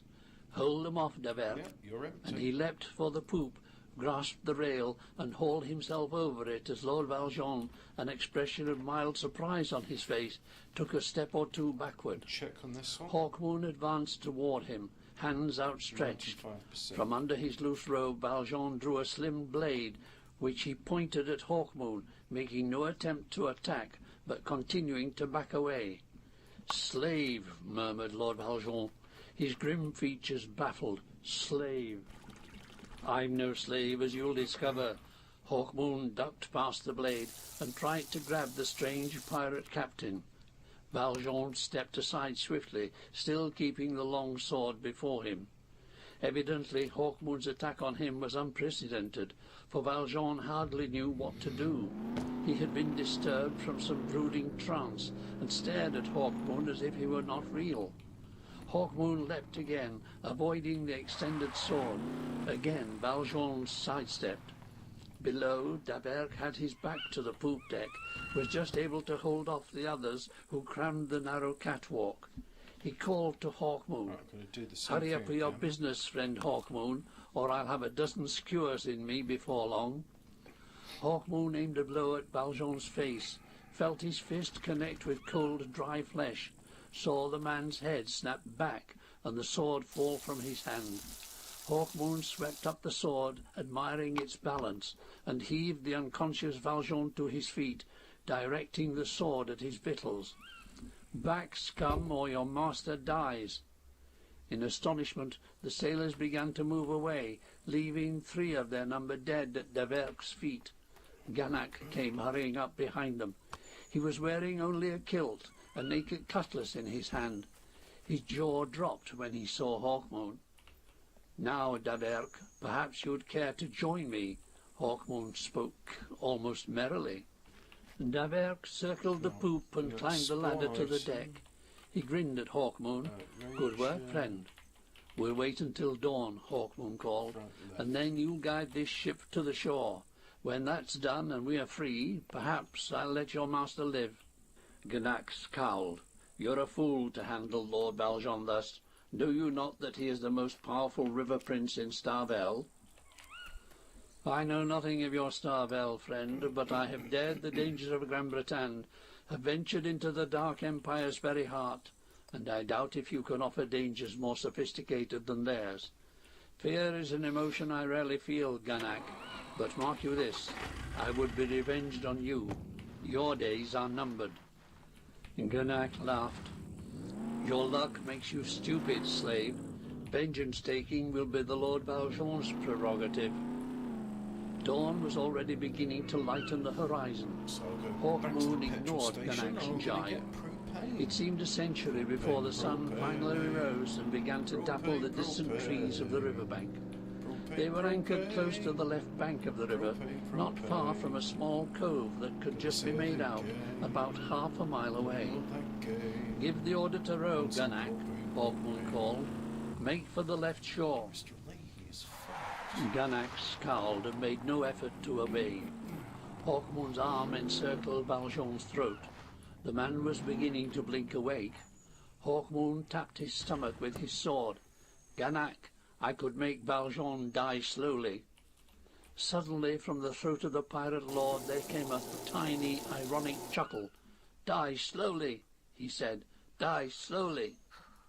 Hawkmoon stared at him, puzzled. "Aye, I know where best to strike to give you the maximum time and maximum pain a dying." Valjean made no other sound, merely stood passively with his throat still gripped by if only you Hawkmoon's could arm. run the vehicles "Now, on Ganac, propane. give the instructions," Much cheaper than Daverk called. gasoline. Ganac took a deep breath.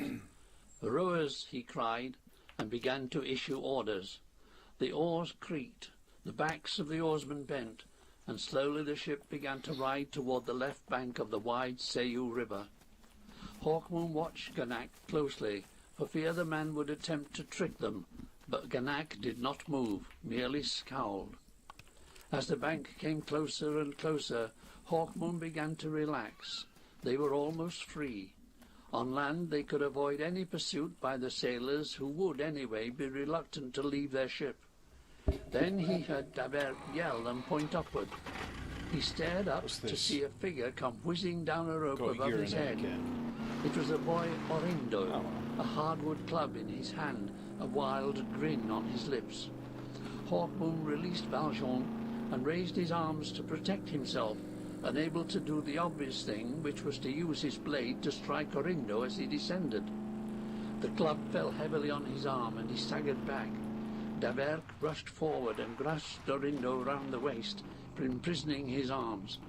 Valjean, suddenly swift-footed, darted down the companionway, screaming a strange, wordless scream. Davert pushed Orindo after him with an oath. "Taken by the same trick twice, Hawkmoon. We deserve to die for that." Growling sailors, led by Ganak, were coming up the companionway now. Hawkmoon struck out at Ganak, but the bearded sailor blocked the blow, aiming a huge swing at Hawkmoon's legs. Hawkmoon was forced to leap back, and then Ganak scuttled up to the poop and faced him, a sneering grin on his lips. "Now, slave, we'll see how you fight a man," Ganak said. "I do not see a man," Hawkmoon replied, "only some kind of beast." He laughed as Ganak struck at him again. He thrust swiftly with the marvellously balanced sword he had taken from Valjean. Back and forth across the deck they fought, while Davert managed to hold the others at bay. Ganak was a master swordsman, but his cutlass was no match for the shining sword of the pirate lord. Hawkmoon took him in the shoulder with a darting thrust, reeled back as the cutlass collided with the hilt of his blade, feeling the weapon almost fall from his hand, recovered himself to thrust again, and wound Ganak in the left arm. The bearded man howled like an animal, and came on with renewed ferocity. Hawkmoon thrust again, this time piercing Ganak's right arm. Blood drenched both brawny arms, and Hawkmoon was unwounded. Ganak flung himself at Hawkmoon again, now in a kind of fierce panic. Hawkmoon's next thrust was to the heart, to put Ganak out of further misery. The point of the blade bit through flesh, scraped against bone, and the life was gone from Ganak. But now the other sailors had forced Davert back, and he was surrounded, hacking about him with the cutlass. I think it's Hawkmoon left the corpse of Ganak and leapt forward, taking one in the throat and another under the ribs before they were aware of his presence. He's using the power, though. Back to back now, Hawkmoon and Davert held off the sailors, but it seemed they must soon expire, for more were running to join their comrades.